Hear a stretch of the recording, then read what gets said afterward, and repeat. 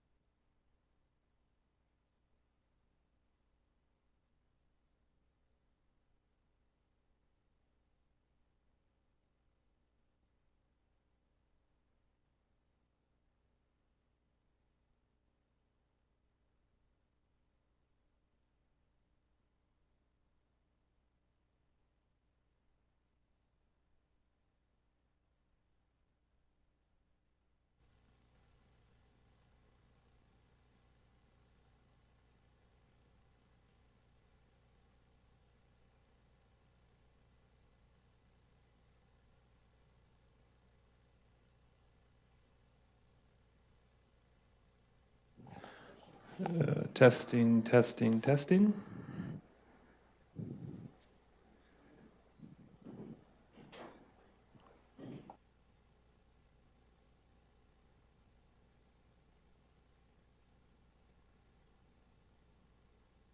Good afternoon, everyone, and welcome to our April 27th, 2026 regular council meeting. I call the meeting to order at 1 p.m. Welcome to all our guests in the gallery, as well as all those attending online as well. So, bringing your attention to item 1.1, added items. Is there anything that council would like to add to the agenda?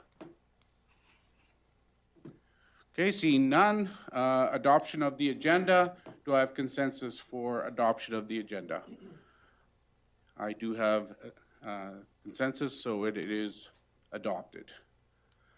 I hope you all had a chance to review our minutes from our April 13th regular council meeting. Is there any additions, deletions, or corrections? Seeing none, do I have consensus to adopt the minutes from April 13th? That is so adopted. Thank you very much. Moves us to item number 3, delegations. Our first delegation is from Alberta Utilities Commission, and I'll turn it over to CAO Williams for introductions. Thank you, Mayor Daley. Good afternoon, Council. To my right is Kim McNabb, and I'll leave it to her to introduce herself and her team. And I'll just bring up their, did you get there? Yes, no. Oh, right here. Okay. All right. So, are you good to just scroll? The facilities group responsible for power plant applications, transmission lines, and gas utility pipeline on the facility side. So this team here today works in that space. I have next to me Rita Chan, who is the director of the power plants group within the facilities division. Victor Choi, a senior engineer in facilities and the lead application officer, which is our name for the employee responsible for a particular application for the Synapse power plant project. And at the end of the row here is Lauren Aspden, who is a senior communications advisor at the AUC. Please feel free to send us any questions at any point after the meeting or throughout. The AUC has a general information line, as well as all of us are available for any sort of inquiries. I'll go through a few different topics today, and I'm going to pass it down the line as I go to give myself a break from speaking. I think what I'll ask is that we hang on to questions until the end of the presentation, because there's a lot that might get covered. But if you have a burning one that is on a particular slide that you'd prefer not to wait for, please feel free to jump in. So I'm going to talk about what the AUC does. We'll go over what a hearing process looks like, and then we'll talk about what our Rule 7 generally requires of applicants. I'm a lawyer by trade, so I usually have to start every presentation with a disclaimer. My disclaimer for today is twofold, which is we are all staff members at the AUC. The AUC has staff and they have commissioners.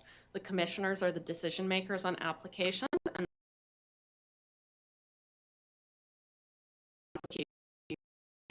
their information requests. Decision makers, we don't speak to decision makers, and the commission as a whole speaks through its written decisions on applications. My second disclaimer, which at the risk of being way too much of a lawyer, is that we're here today to explain the AUC's process and what an application like Synapse would look like going through the AUC's process.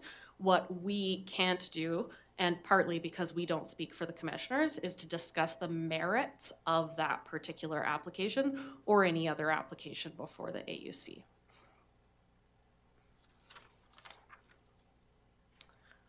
So next, you asked me if I could click through. I could click if you want. Sure. I'm easy.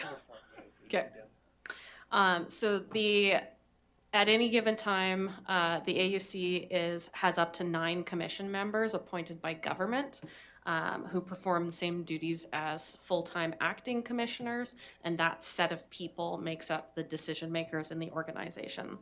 The AUC is responsible for deciding applications before us, creating rules, changing our rules, and hearing complaints about matters within our jurisdiction in the utility space. And then, as I mentioned, the AUC has a number of staff, which includes lawyers, engineers, accountants, economists, environmental specialists, a number of different professional staff who support the commission members in their decision-making. And our core mission is to regulate the utility sector to protect the social, economic, and environmental interests in Alberta where competitive market forces do not. And that's really a reference to the fact that we have a regulated utility sector that doesn't operate in a competitive space by and large in the same way.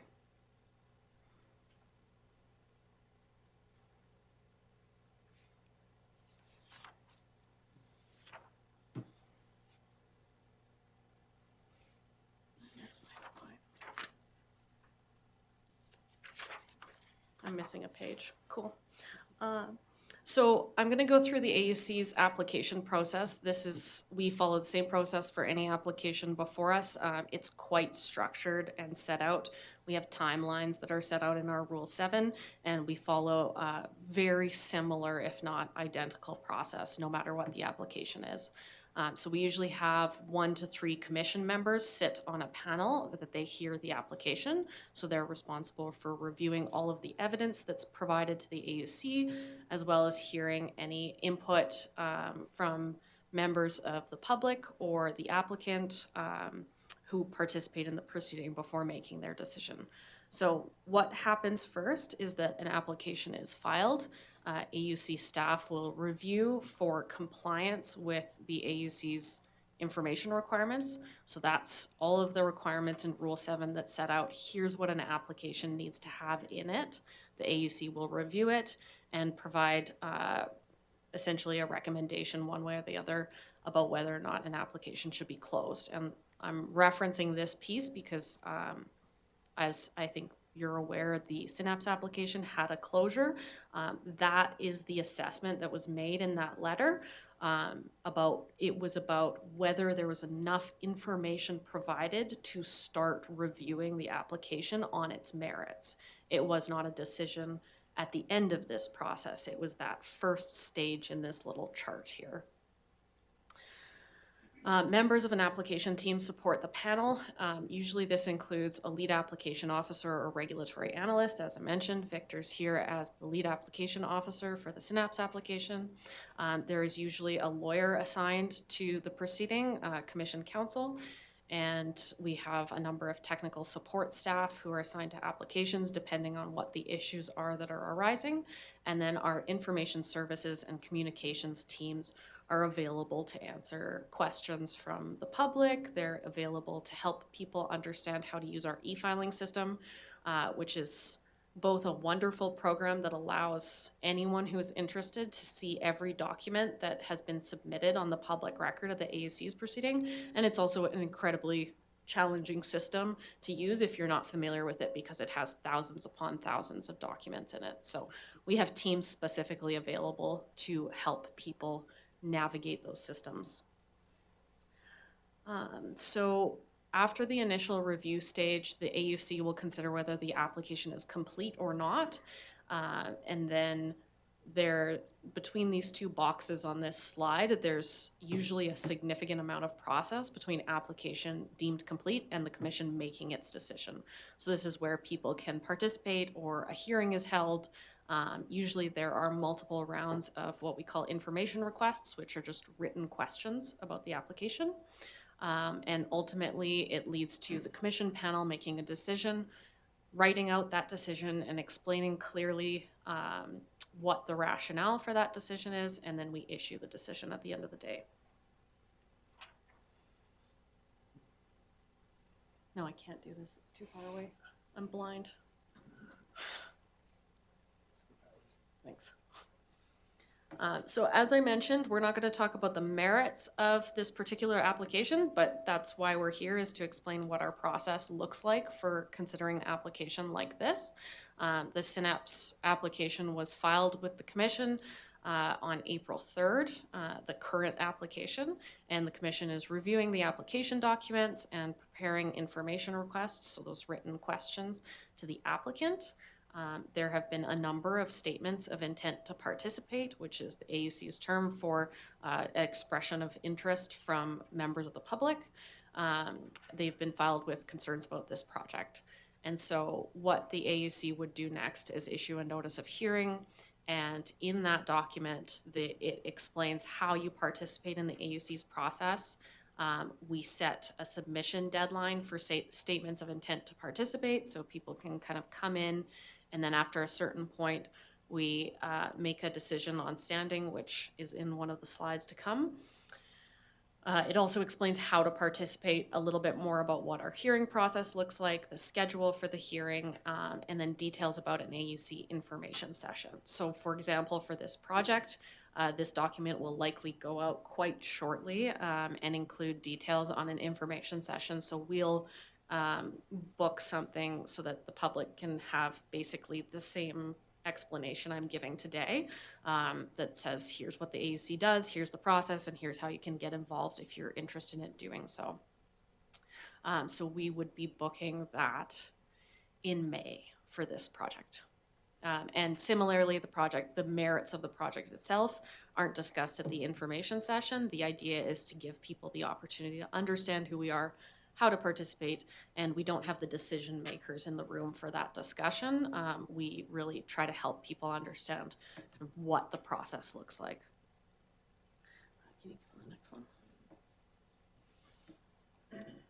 one? We've included this slide today because the last couple of years, there's been some changes in how the AUC considers municipal input in projects, and I thought it would be useful to kind of go through what that looks like for a project like Synapse, but also just more generally. So a couple of years ago, the AUC was asked to do inquiry over power plant approvals, mostly renewable power plant approvals. And the Module A report is a document that the AUC prepared in response at the end of that inquiry. We also had a letter from our minister that explained certain policy decisions that were made that the AUC was to operationalize. And one of them was this recommendation to make sure that the AUC took into account municipal feedback in a more significant way than it perhaps had in the past. So some changes were made to our Rule 7, and we now require more detailed municipal land use planning information from applicants, and then we added a municipal engagement form. This is a form that the applicant is required to provide to the municipality and ask for feedback. It's not mandatory. Municipalities do not have to fill out that form, but it's available to give another way for the AUC to seek that input from municipalities on whether or not applications comply with local planning decisions. So it's intended to get that feedback from municipalities. The other way that municipal views can be incorporated into the AUC's process is municipalities can file statements of intent to participate, just like any other participant in an AUC process. Any municipality can also file a letter alongside the statement of intent to participate that just explains what their views of the project are, and the AUC can take that into account as part of its overall public interest weighing. So for something like a data center application, the AUC is only responsible for regulating the power plant portion of the project. That said, the AUC's public interest determination is broad, and there are certain aspects of a facility like this that are functionally impossible to sever. And my best example of that is noise. So the noise from the data center versus the noise from a power plant are, it doesn't really matter where the noise source is if you're measuring it from a certain receptor a distance away. So the AUC's noise rule would be taking into account both. But jurisdictionally, like the AUC is a creature of statute, we can only do what our legislation says we can do. We regulate the data center portion. Power plant. Whoa, the power plant portion, not the data center. This is why I bring the people who actually know what they're talking about. I'm gonna take a break and have a sip of water. The other thing that's worth noting, I mentioned the AUC can only do what legislation says it can do, is the AUC specifically prohibited from considering the need for any power plant application before it. That's part of our deregulated energy market, that we don't assess what the use is for the power that's produced when we're assessing the public interest decision on the power plant.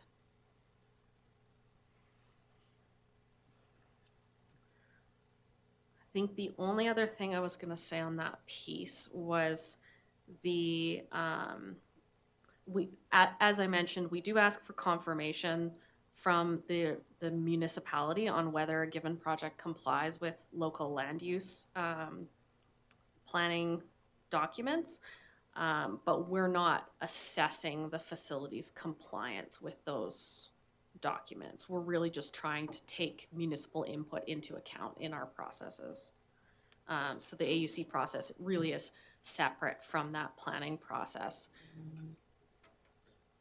I think I'm good. Yeah, thank you. I'm going to turn it over to Rita because clearly I've talked long enough that I'm starting to trip over my own words. Okay, thanks, Kim. So I will do a couple slides sort of on the AUC hearing process and what you may expect as a certain application moves along and requires a hearing. So the AUC is committed to ensuring that Albertans whose rights may be affected by a project is heard, to have their concerns heard and understood and considered by the commission panel when they're making its decision. So our public hearings are held before a commission panel, typically 3, sometimes up to 5, in a fair and orderly forum similar to a court of law. So our hearings can either be written or oral. Typically for projects like facilities, we do tend to have oral hearings because most of our interveners are landowners or members of the public.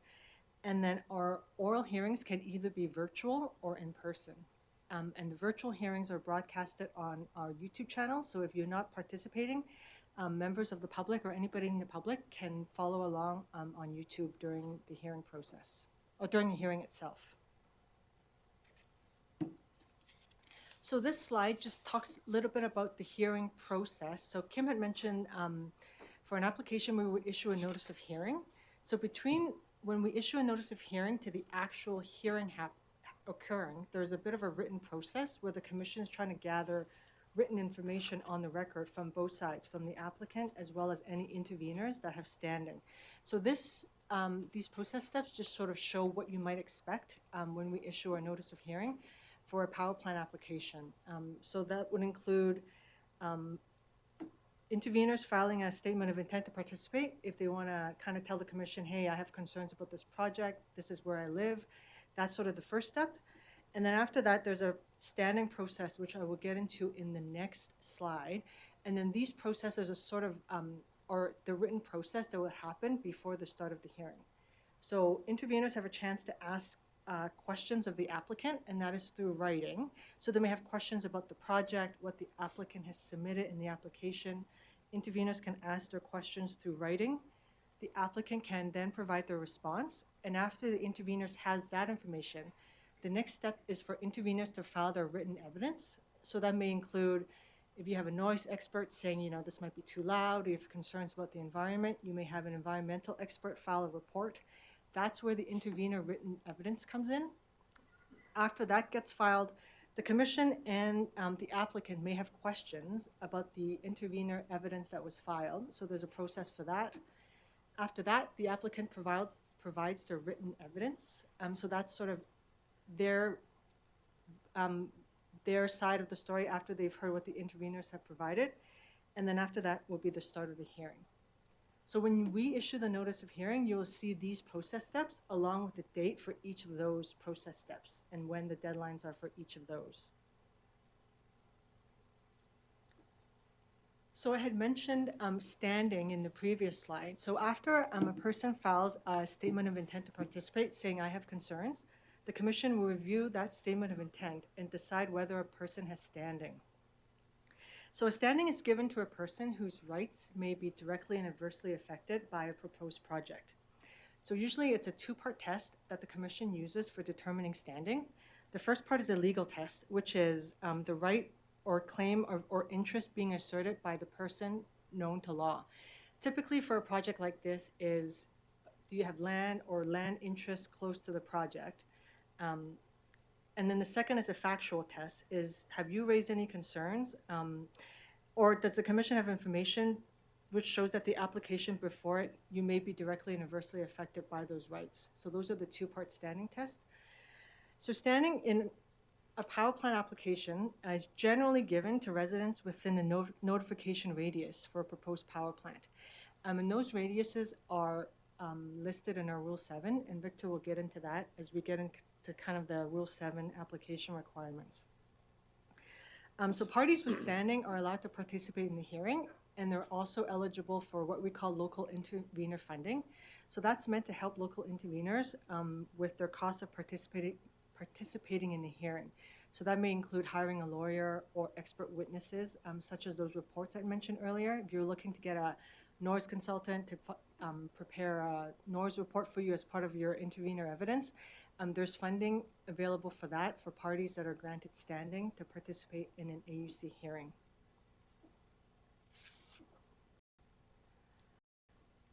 So I just have a quick slide here about participating in groups. So we do generally encourage people with standing to form groups with others if there are other intervenors with similar interest. So if we have a group participation, it just reduces duplication of the same submissions if those parties have similar interests. And then it also reduces costs and it supports a more efficient hearing process if people form groups. And a lot of the information I'm going over, we will also talk about in our public information session as well.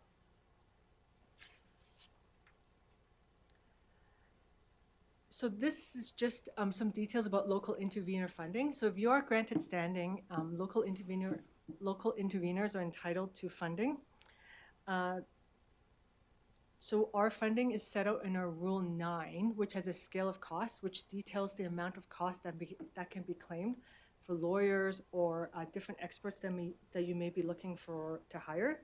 So, and mostly this is because we recognize that hearing participants may not have the expertise or the resources to prepare a complete submission or have the expertise to prepare intervenor evidence. So that's where the funding comes in. It allows people with standing to hire experts, lawyers, to help them throughout this application process. So after that and after the hearing, like Kim mentioned before, the commission will issue a written decision with its reasons. So the AUC has three options when it's making a decision on the application. They can approve with conditions, or deny a project. And as the commission panel is considering every project, they're considering whether a project is in the public interest, having regard to social, economic, and environmental effects of that project.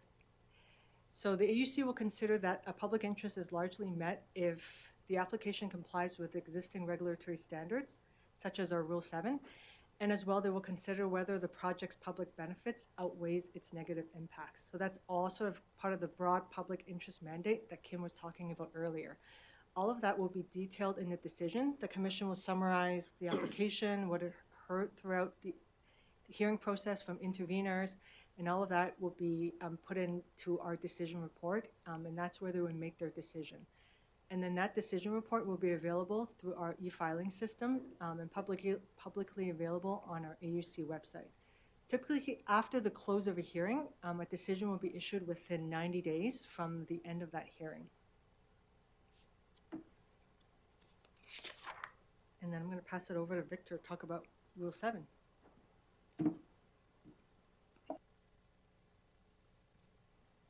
Hi, everyone. Yeah, I'm just going to quickly talk a little bit about AUC Rule 7, which is kind of the main rules for our facility applications. So when a applicant, so a person, a company, someone that's applying to the commission, this rule lays out the requirements that we would need them to include in their application. So whether it's a wind project, a solar project, thermal, transmission line, gas pipeline, this document kind of contains the requirements of what we want to see in it. In addition to that, say for power plants, we would, there's different, I guess, criteria in a sense based on the capacity of the project. So if it's a smaller power plant versus a larger power plant based on essentially the megawatts of the capacity, that would change kind of what we'd need to see in the consultation material, the notification boundaries, the consultation boundaries, that sort of thing. So we'll go into a couple of the areas of Rule 7 that are maybe a little bit more important, or things that we kind of see from time to time. Next slide, please. So I mentioned the participant involvement program. So that's the Appendix A and A1B of Rule 7 gives applicants, I guess, information about what we would expect and want to see in a participant involvement program to make sure they've notified the public, talked to them, took in feedback to apply to their project, and then provide the information to the commission when we're reviewing the application to kind of pass our check to make sure that the public has been considered before they apply to the commission for their project. And I think the next slide will go through some of the times. Okay, so in terms of consultation, it's I guess we have three kind of key components in this pyramid here. So the first would be personal consultation, and so that's kind of a tighter radius from the project boundary, where applicants have to have face-to-face discussions or phone discussions or emails, some sort of direct consultation to inform them of the projects, receive feedback, give them the opportunity to ask questions or present their views so they can be considered. The next boundary is the notification, and that's it's a larger area. I think we have a slide coming up that tells, right, that has the boundaries for, say, a project like Synapse.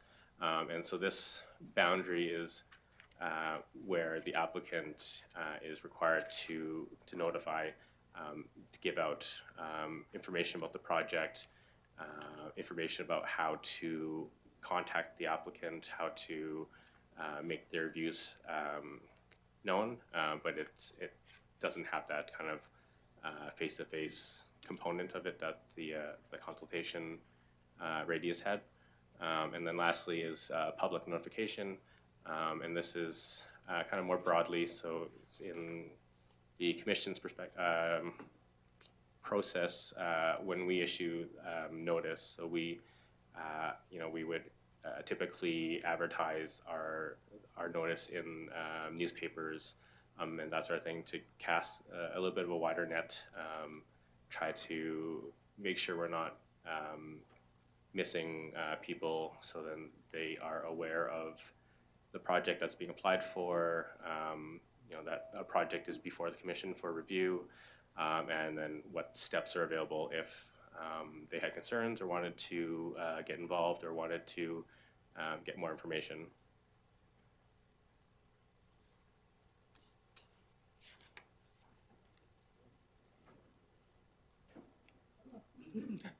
Perfect.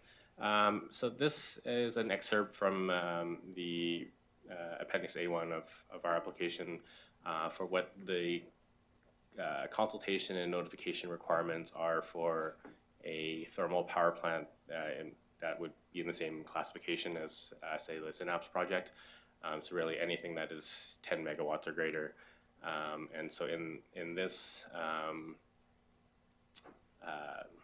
classification of a thermal power plant, the notification boundary is 2,000 meters from the project boundary, and then the direct personal consultation is 800 meters from that boundary. We also have kind of like a pointer, I guess, saying in areas where a project is closer to like a town or a neighborhood or some sort of development, that they should consider going beyond that distance to make sure their consultation is covering the people that they should be consulting. So these the 2,800 meter radius isn't like a hard cutoff. It's supposed to use some judgment as well to make sure the project is being consulted and notified adequately.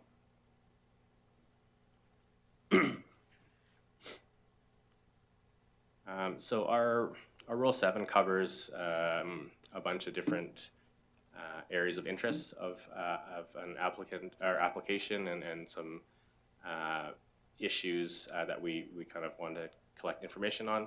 And so here's we've listed some common issues or areas of concern that we require the applicant to speak of when they submit their application. And so these can be environmental, noise, property value, visual impact, health concerns, impacts to agriculture, consultation, emergency response plans, and in the case of transmission or pipelines, routing and routing alternatives. And so the role is designed to kind of solicit this information and get an understanding of what potential impacts the project might have on the public.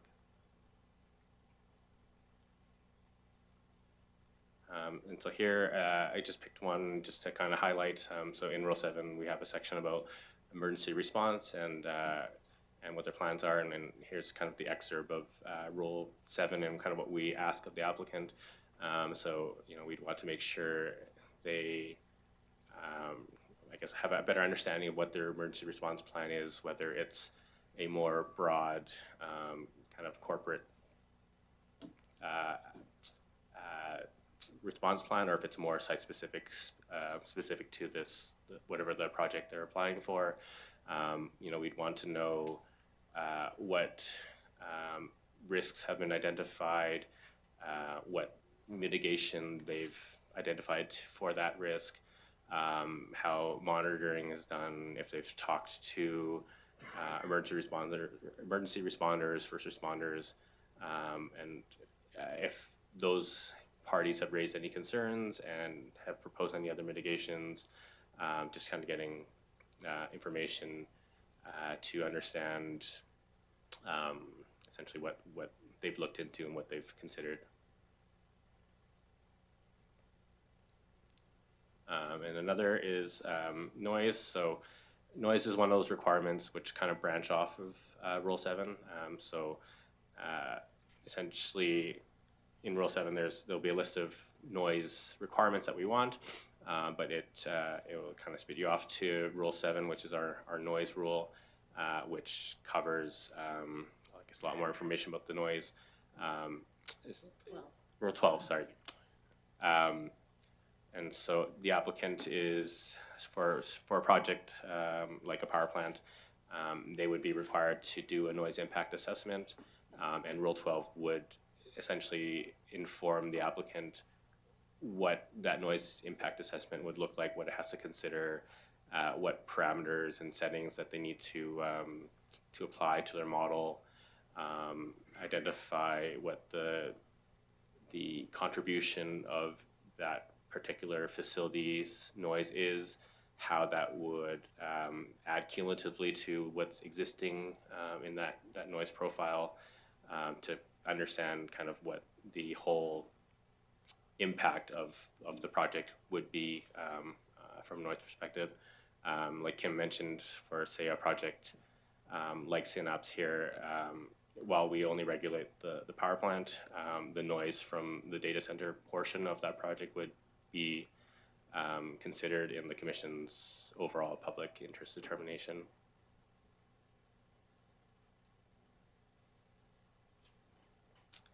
And then just other, I think we kind of talked about this in the previous slide, but in terms of other requirements that we want to hear from the applicant when they're filing their application for a project like a thermal power plant.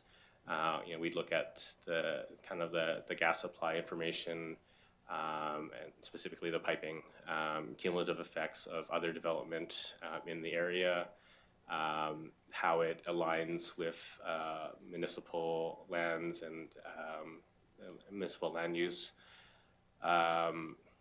We talked about the site-specific and as well as environmental and end-of-life information. So when the project is at its end of life, how is it going to be reclaimed?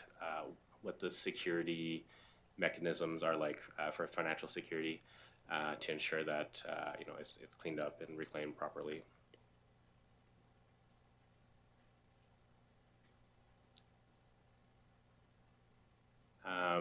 So I think Kim had mentioned about our e-filing system, so I'll talk about that a little bit. So every application that comes before the Commission is filed through our e-filing system, and that way everything is on the public record. Anyone can look to see what's filed, what the applicant has filed, what information requests have been asked, and what the responses are. So you don't have to be participating in the application to look at everything that the Commission has seen and looked at. Everything that the Commission relies on is on the public record, and it's contained in our e-filing system. Like Kim was saying, it's a great and a bad system in a sense because it has so much stuff, and it can be confusing. But we have staff at the AUC available to help people if they need help to navigate our system, whether it's to file a statement of intent to participate in any proceeding, to actively participate in it, or if they want to kind of navigate our system and look at what's being filed or what has been done historically for applications similar to one that they might be concerned with. So yeah, we have we're able to kind of assist people as needed if they need to.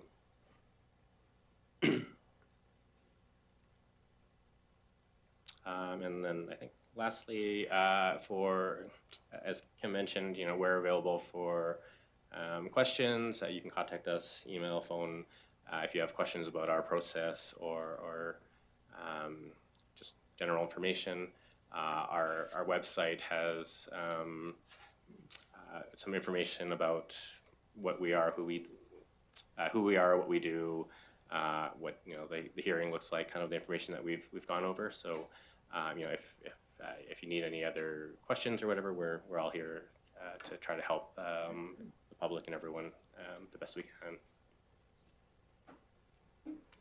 Also jump in here and say that I have some brochures that go over similar information as well, so take a look at that after.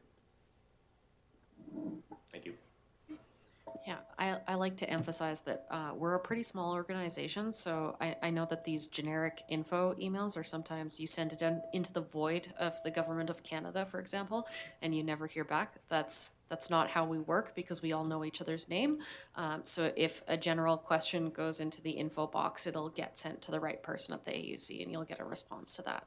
The only caveat to that is we do try to conduct active proceedings absolutely on the public record. So anytime we get an inquiry through email that's not on the public record, we will typically ask that person, do you want the panel to consider it? Therefore, do you want it on the public record?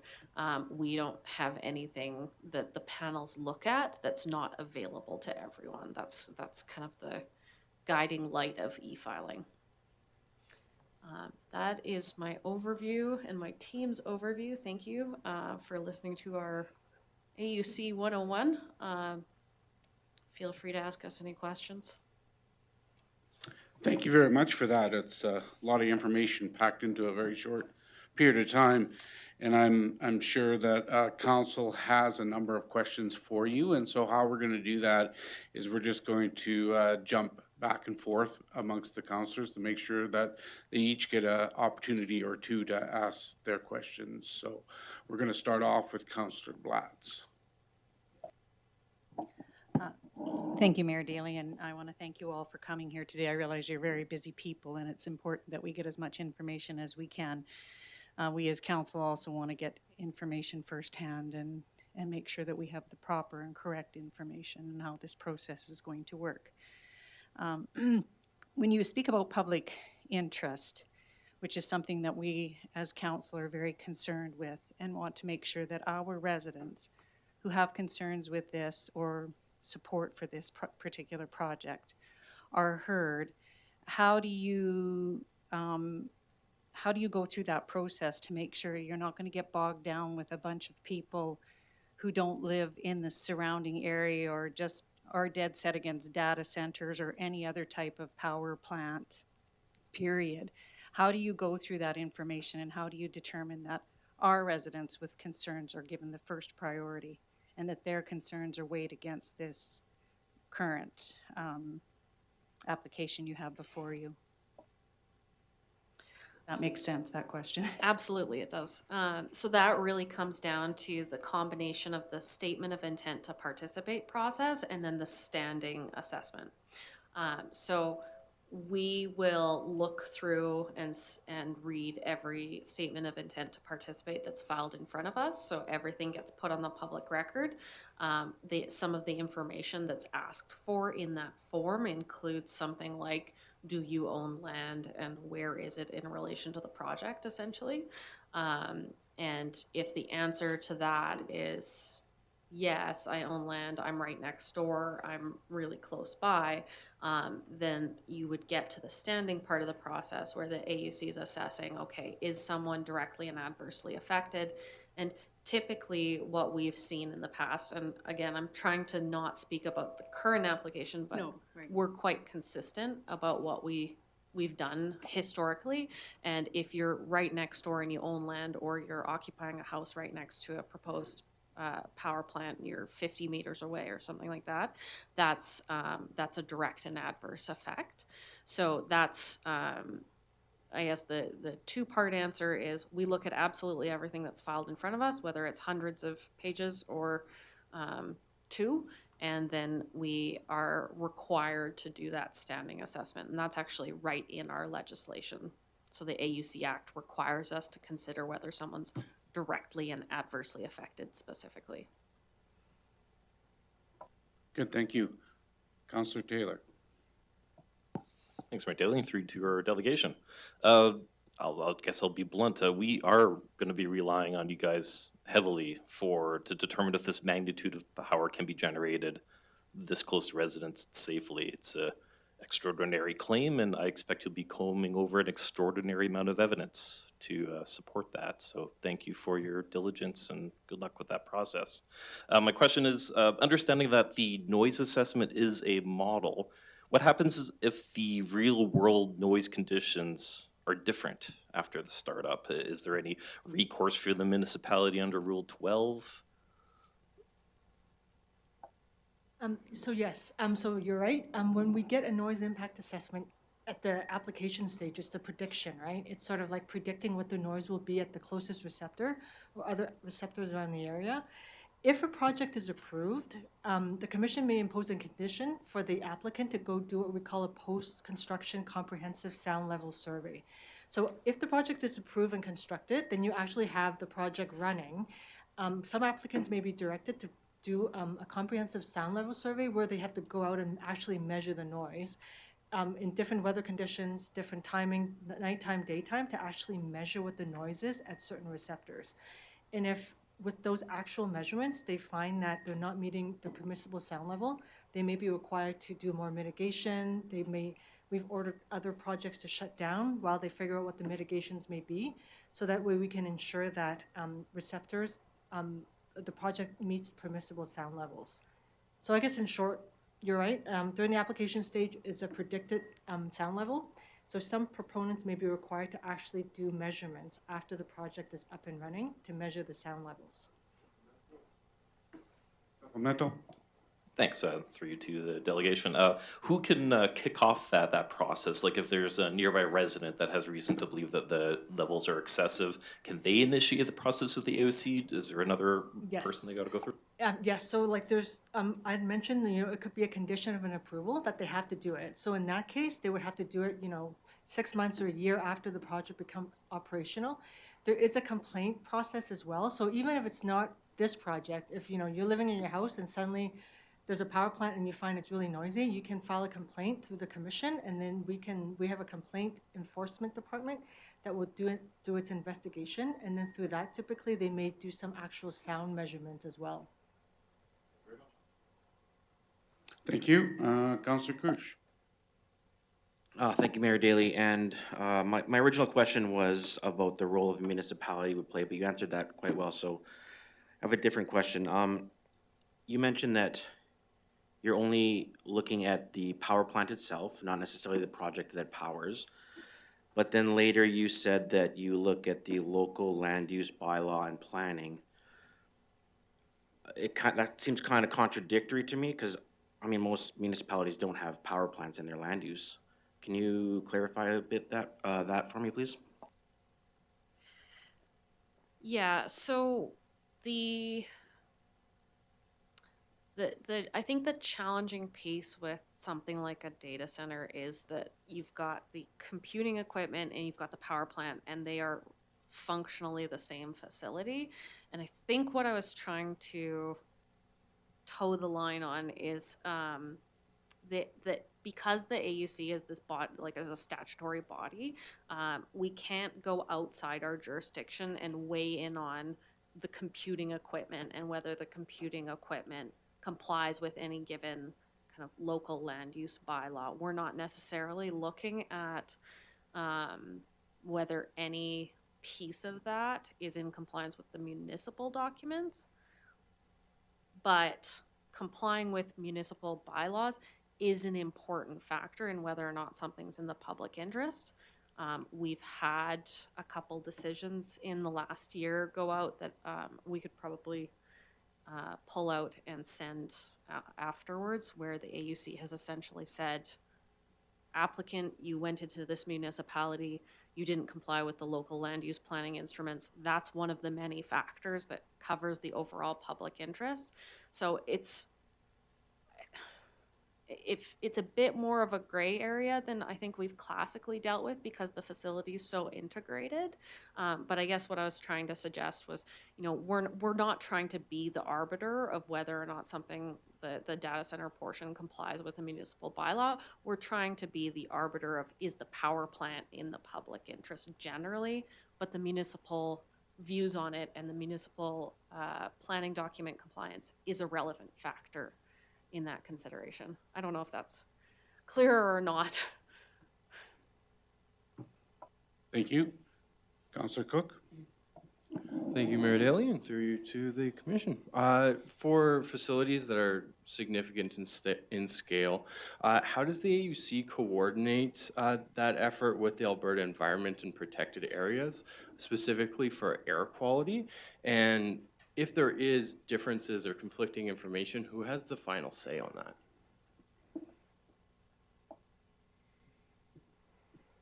Do you want to start, or? Yeah, so that is, when the application gets filed to the commission, we do ask for environmental information. Such as a thermal power plant, we're asking for predicted emissions. So that's one aspect that the commission looks at. And you're correct in that for a thermal power plant greater than 1 megawatt, an applicant also needs what we call an APEA approval. So Environmental Protection and Enhancement Act approval. So they also need an approval from Alberta APA for that, and that's also looking at the submissions. So they need both. I think that's the short answer, but we would also be looking at,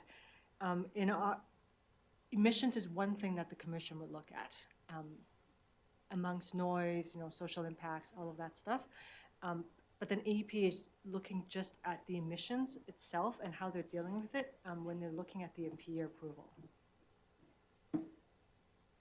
Yeah, I'm trying to figure out if I can answer who has the final say, Yeah. because both is so important. But AEPA has the approval specifically over the emissions piece.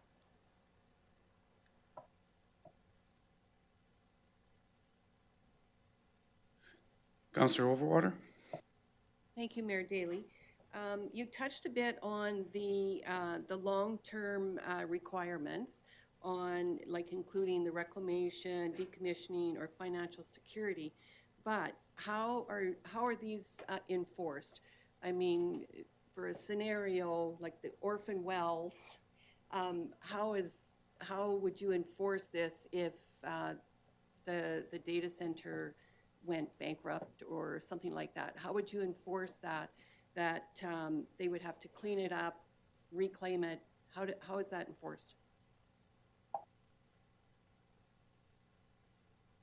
So in terms of the commission, one of the things we look at in Rule 7 is reclamation security. So we're asking them, when are you going to provide funding, like security, what type of security, who's going to hold it, what's the amount? So that's one thing. So we'll also get into, who's going to hold that security. So let's say, typically it's the hosting landowner. So whoever's, leasing out that agreement, that land for them to use, they're holding that letter of security. So if the proponent goes in bankrupt or goes in default, the landowner is able to access that fund in order to reclaim the land. There's also other legislation that doesn't fall under us, conservation and reclamation regulation. So that's an Alberta provincial regulation that requires projects such as this to be reclaimed back to equivalent land capability at the end of its life. So there is other regulatory oversight for returning that land back to equivalent land capability at the end of project life. Oh, Supplemental? Thank you, Mayor Daley. So the amount of money that would be put aside for reclamation, is that based on a percentage of what that project costs, or is it evaluated at the time? There's no set guidance for a thermal power plant. What the commission has done in the past is we've required applicants to provide a reclamation cost estimate report. So that's a report from a third party estimating how much it would cost to take apart that project. And then typically we've been using a percentage of that total amount as the security. Good, thank you. Councillor Wilson? Thank you, Mayor Daley, and just through you to the commission. So we can really talk with an application, two scenarios, right? You'll have a steady state, normal operation, and then you will have a situation, whatever happens, an upset or something, and then you have to rely on some redundant systems, perhaps as backup generators or whatever. How does the commission differentiate and deal with the thresholds and the acceptable thresholds in a steady state, normal operation, and then when you have to go into, I don't know if you'd call it an emergent state, but when you have to rely on redundant systems, backup generators, whatever, which are then going to kind of take you down a different path as far as tolerances and thresholds and emissions. Thank you.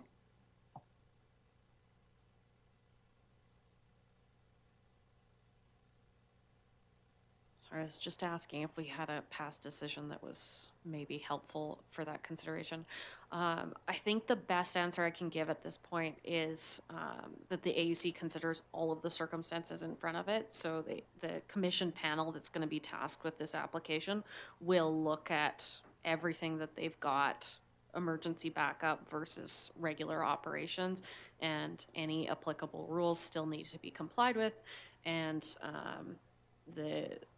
both states of operation will be considered in the overall public interest assessment.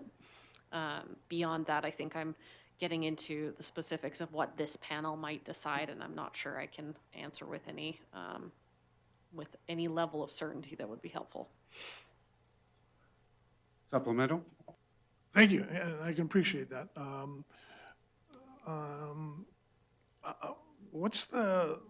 How does the commission deal, I guess, with, like you mentioned, you've got a bevy of experts available. Does the commission engage in their own independent reviews and peer reviews, or are you simply just critiquing what is submitted by an applicant, if that makes sense? There are a number of different ways the commission can and has looked at applications. So the commission staff will review application materials, and that staff is expert in the areas they've got. So each of those staff, will have a noise person, and that noise person is aware of the state of noise science. And sorry, I'm not the noise person, so you know what I mean. They'll look at that, they'll use their expertise to consider the applicant's material. They will also look at what's submitted. If there's an area that the AUC doesn't have a specific staff expert in, if it's a novel issue or something that we don't see all the time, we can also and have engaged third-party consultants to provide a separate report, and those reports end up on the public record of our proceedings as well. So there are different ways that we can go about it, but typically it's staff reviewing the materials with the understanding that they have of the area. Thank you. And I have a question for you in regards to the EUC itself. And my question is, as municipalities across Alberta see more of these co-located power plants as well as data centers being proposed, is the AUC regulatory toolkit keeping up to pace with what's going on? And are the areas where you believe, are there areas that you believe need to be updated to meet this demand?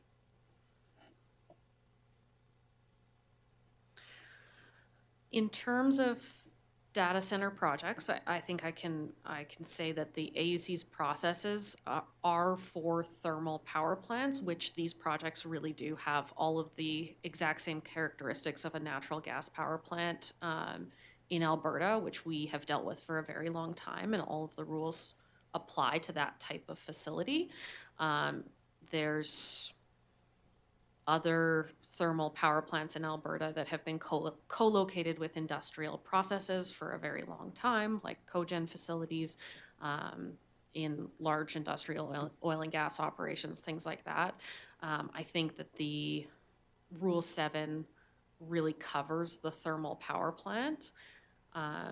And if there is any new policy or legislation that's put in place specific to data centers, I think we would react to that policy and follow whatever we're supposed to be following based on what our ministry gives us. And that's similar to what we did 2 years ago after the renewables inquiry. So I think that's a space that the AUC has been occupying for a long time. Good, thank you. Back to Councillor Blatz. Thank you, Mayor Daley, and again through you to the people here from the AUC. You touched on it just a bit when you close an application due to deficiencies or whatever might be the process. That tells me that you've got a fairly rigorous process, and you touched a bit too on the fact that you hire authoritative people to do each part of the investigation. Should this give our general public and people with concerns or comments on any said project confidence that you've set the bar very high and the standards very high for any of these types of developments and any of these types of applications? I've worked for the AUC for about 10 years now. I thought I was going to stay for 2, and I think the reason I mention this and the best explanation I can give is this is an organization full of competent professional people who deeply, deeply care about the public interest. We don't take these decisions lightly. The commissioners take their responsibilities extremely seriously, and if we do not feel we have the expertise to assess an issue, we will go out and get that expertise. That is how our process works. And I think I hope that every member of the public that's concerned about a project like this comes in and gives us their statement of intent to participate or gives us their thoughts on it, because what we really need in order to assess the project is the right information on our public record. So I would say, yes, we have very specific processes that we've spent a long time operating under, but the public participation and the opinions of municipalities and the information we have up before us is also a very important piece. So I would encourage anyone who's interested in participating to do so. Supplemental? Thank you, Mayor Dale. More of a comment. That's the kind of information that I was looking to hear, because we're depending on your processes and other processes through the regulatory systems in the province to base our decisions as well. And I wanted to ensure that we understood, as well as the general public, what that process is going to look like. So I appreciate that answer. Thank you. Thank you. Councillor Taylor? Thanks, Mayor Daly, and through to our delegation. As I understand it, Category 5 represents the highest level of complexity for an application, 205 days for record development, 90 days for writing a decision.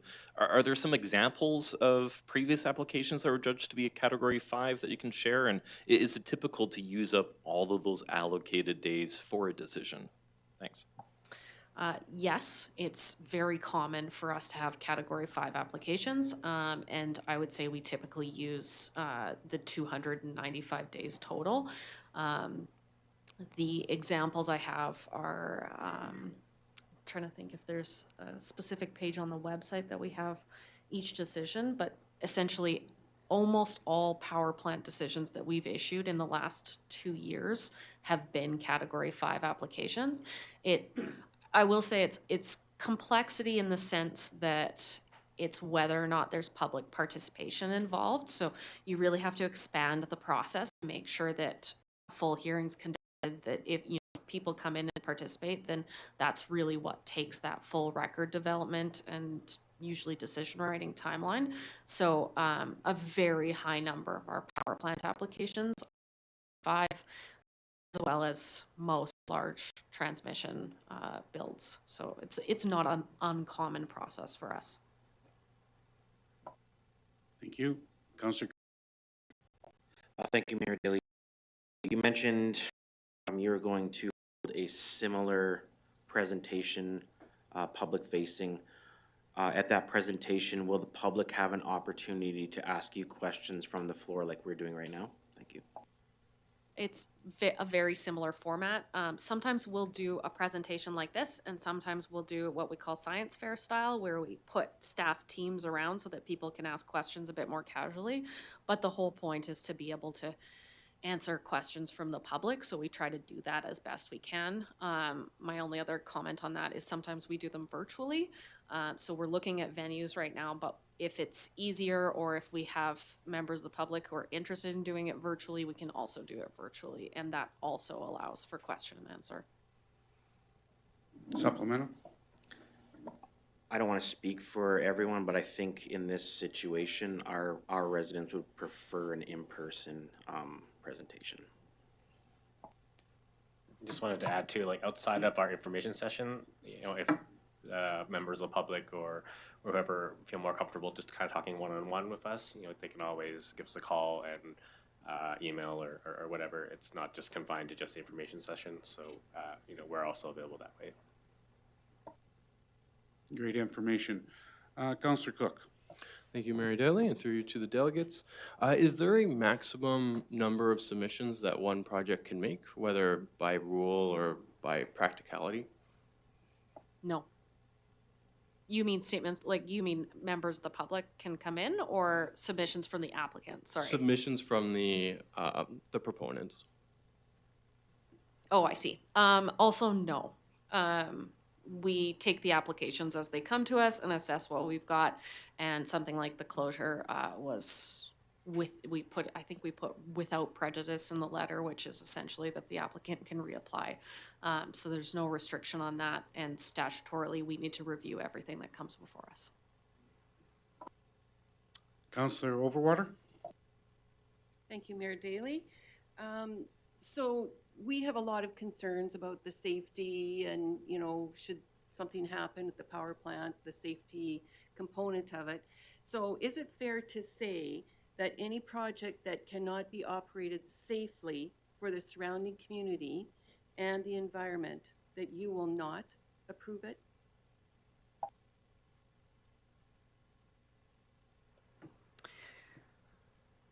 I think yes, but I feel like that's a complicated answer because it covers so much ground. For example, Rule 12, our noise rule, it is based on, there's, scientifically peer-reviewed studies that say noise above X decibels, it's adjusted decibels, it's called dBA, noise above, I think it's 40, sorry? A-weighted decibels. So noise above a certain level at night interferes with human sleep, and that interferes, and that has negative health effects. So we have a very well-established rule that's based on the most current scientific research that we update when new peer-reviewed research comes out from something like Health Canada or the WHO, and we will assess a project on that basis. So that's a really kind of easy safety marker. So I could say, yes, absolutely, we have a rule and that's the basis of it. We also look at things like emergency response planning and what are the risks of a particular project. And that is, safety is a critical component of an assessment of the public interest. And so the only reason I'm not really saying yes with no extra detail is I think there are a lot of different opinions of what safe means. And what the AUC does is the panels try their absolute best with all the kind of scientific standards they have available to them to assess those projects, and they won't approve something that doesn't meet those standards. Supplemental? Yes, supplemental. Thank you, Mayor Daley. So at the end of the day, if a power plant of so-called magnitude, the noise level was over and above, would you just come in and just shut it down until it came in compliance? We have done that before with smaller facilities.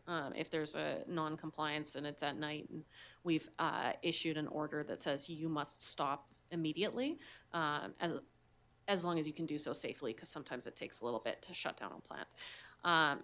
So yes, the complaint process, we have that enforcement mechanism. And if it took mitigations, if it took building a bunch of extra concrete walls or, something to really mitigate that noise, then we could order that too. So there are those mechanisms built into our process. Thank you. Councillor Wilson.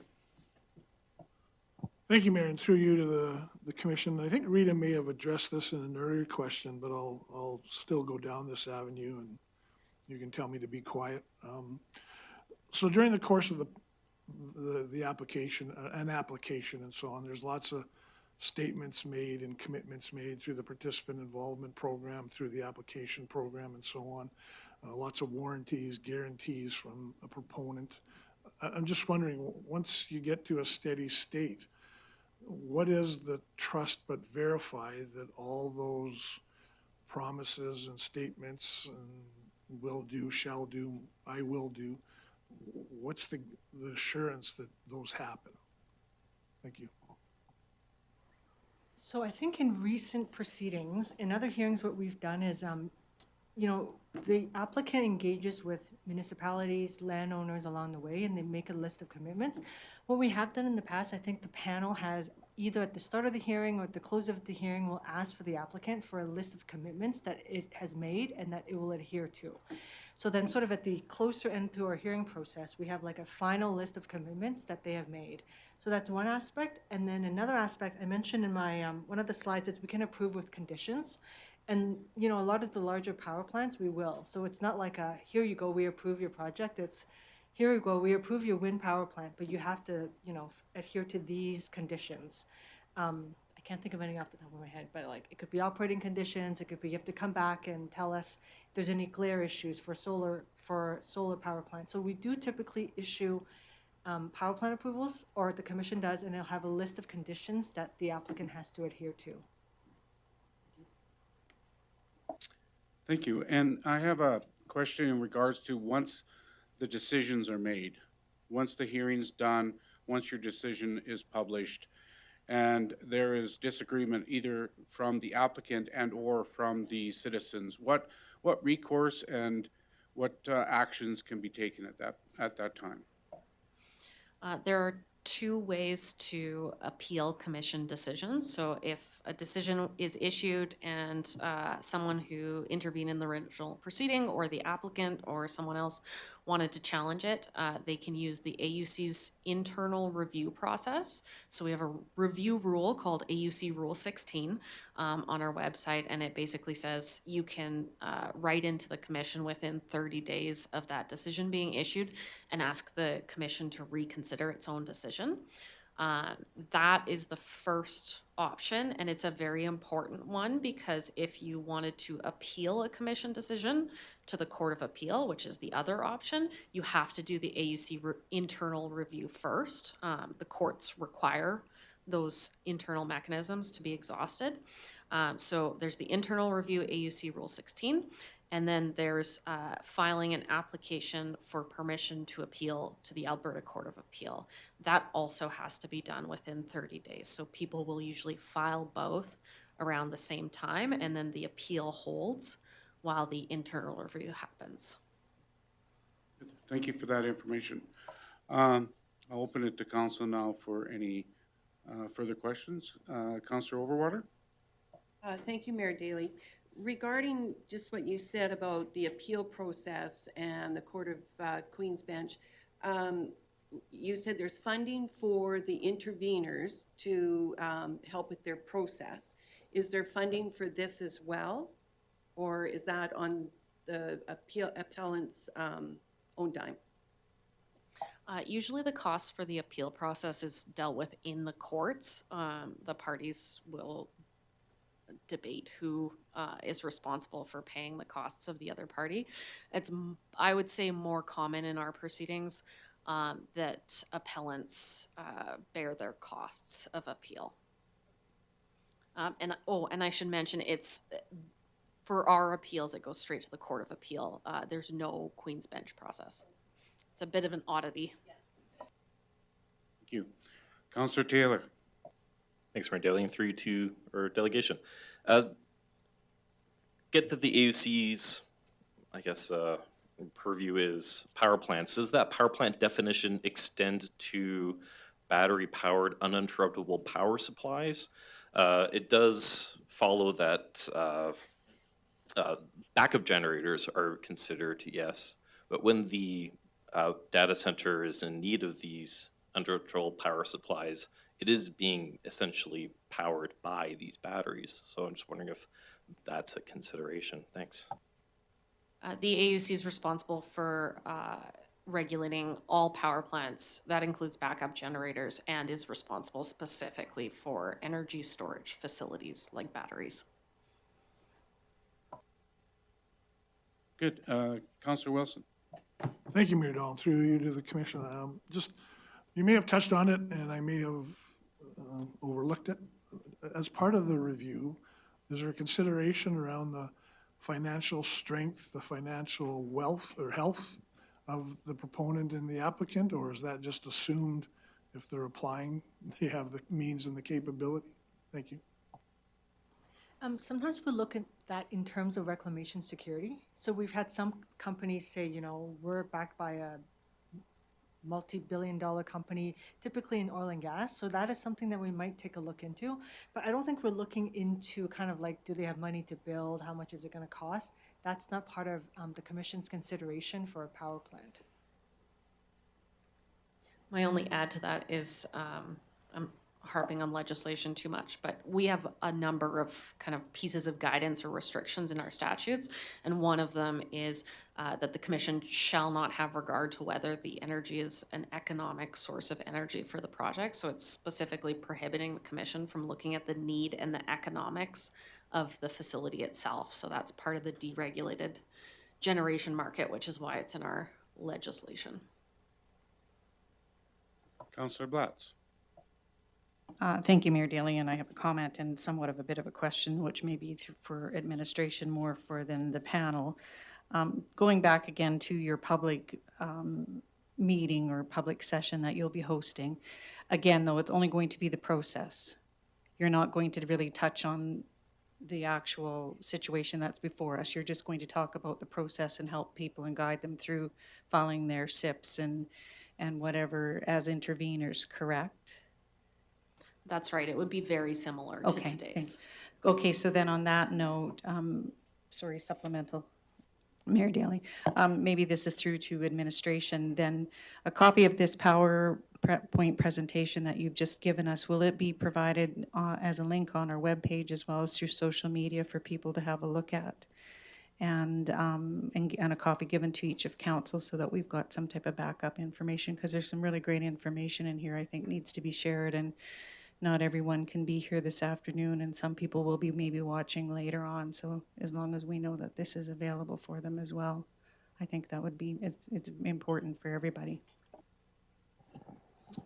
Through the chair, yeah, this will be included as part of our council minutes and then uploaded to our website and shared accordingly. Can I add where else it'll be? So this is essentially the PowerPoint that we'll use for the public information session. We might pull out the municipal slide because that was intended specifically for you. Not that it matters, like it could be in both locations. And then when we do an info session, this document ends up on the public record of the proceeding as well. So it's available throughout. Thank you very much. Thanks. Counselor Taylor. Thanks, Mayor Daley. Through to our delegation. You mentioned Rule 9 that there's funding available for interveners. Would a group of like-minded individuals find more funding available for them if they intervened as a group rather than a bunch individually? Thanks. So AUC's Rule 9 sets out funding based on whether or not someone is a local intervener as defined in our legislation, which essentially is whether someone has standing. So that's really the bar. It's not necessarily about the group piece of it. It's really any individual that gets standing is eligible for this funding.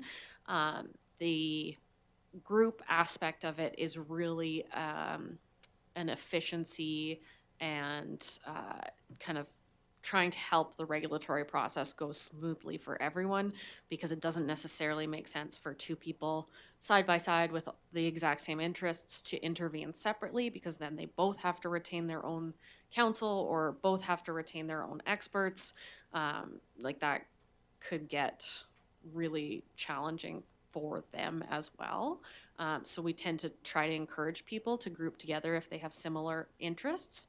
And then at the end of one of the things in our Rule 9 that our Rule 9 sets out is that the commission assesses whether costs incurred were reasonable. So there is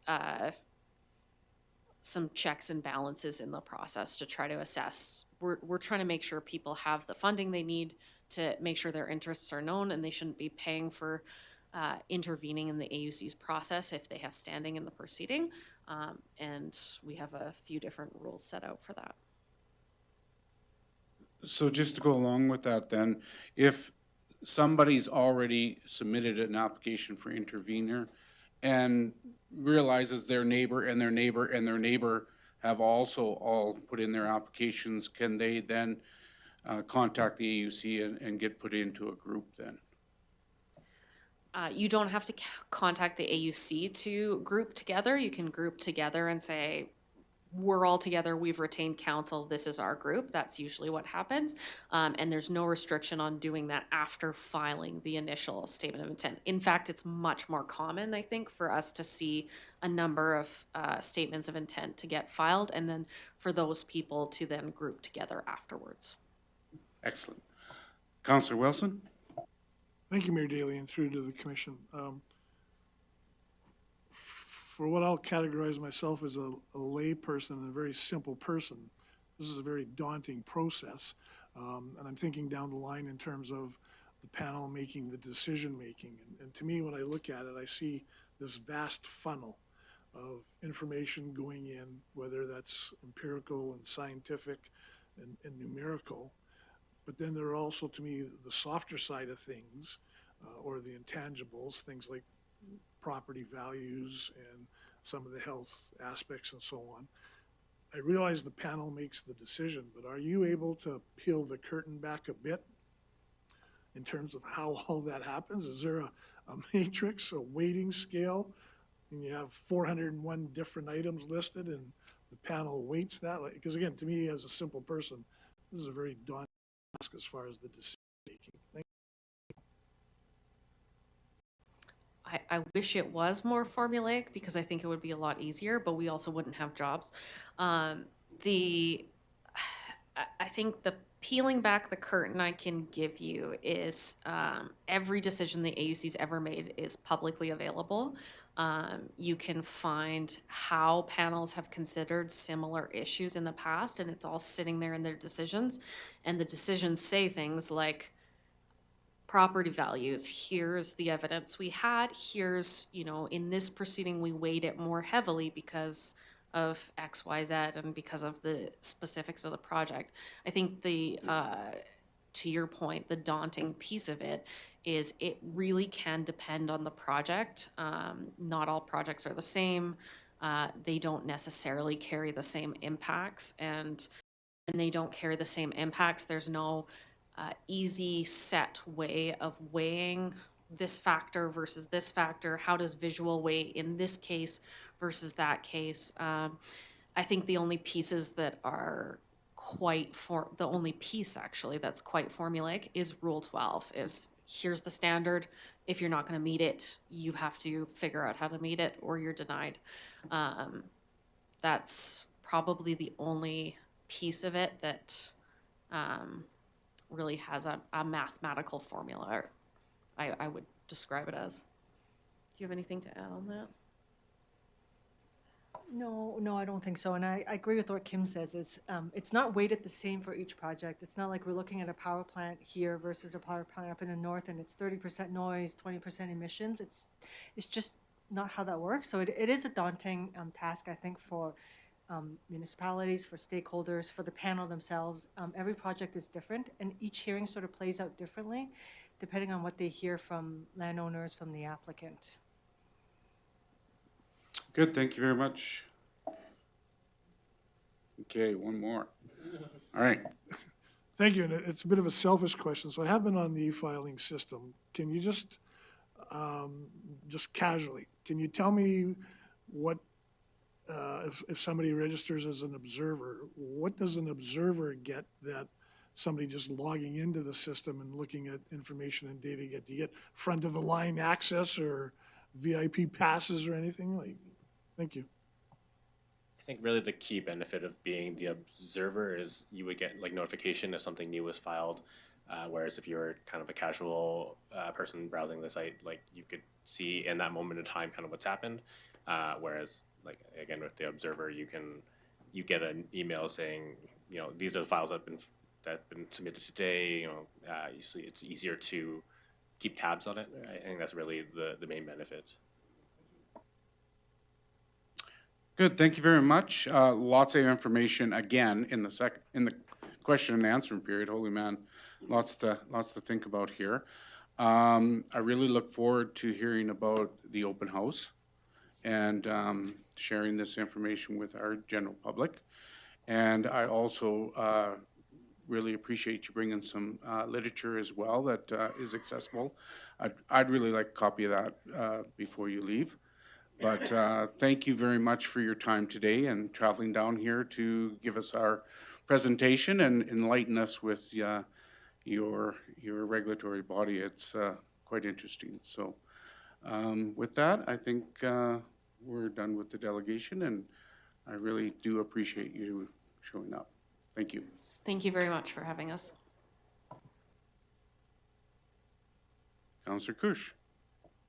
I'll make the motion that council receives the Alberta Utilities Commission report as presented.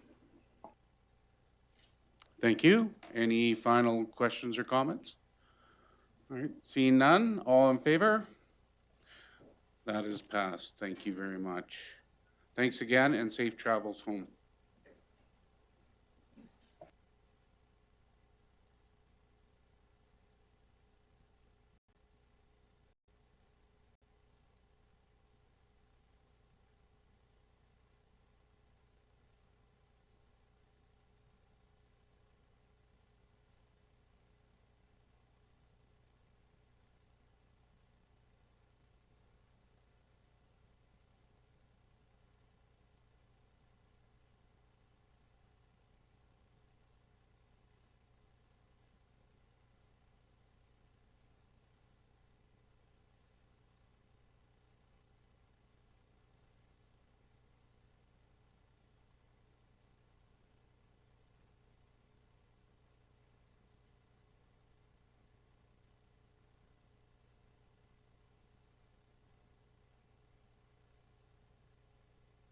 C.L. Williams, are we ready for the audit report?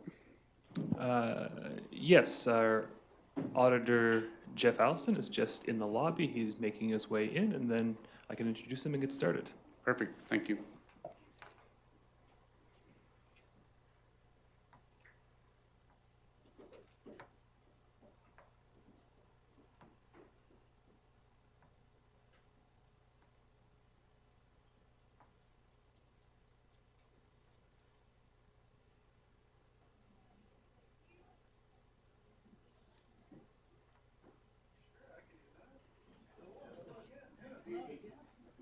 Hey, Jeff.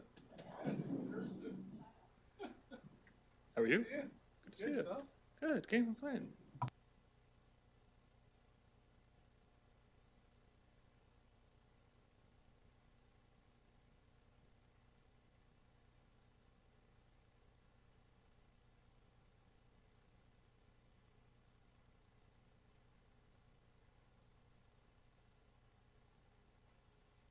You see her?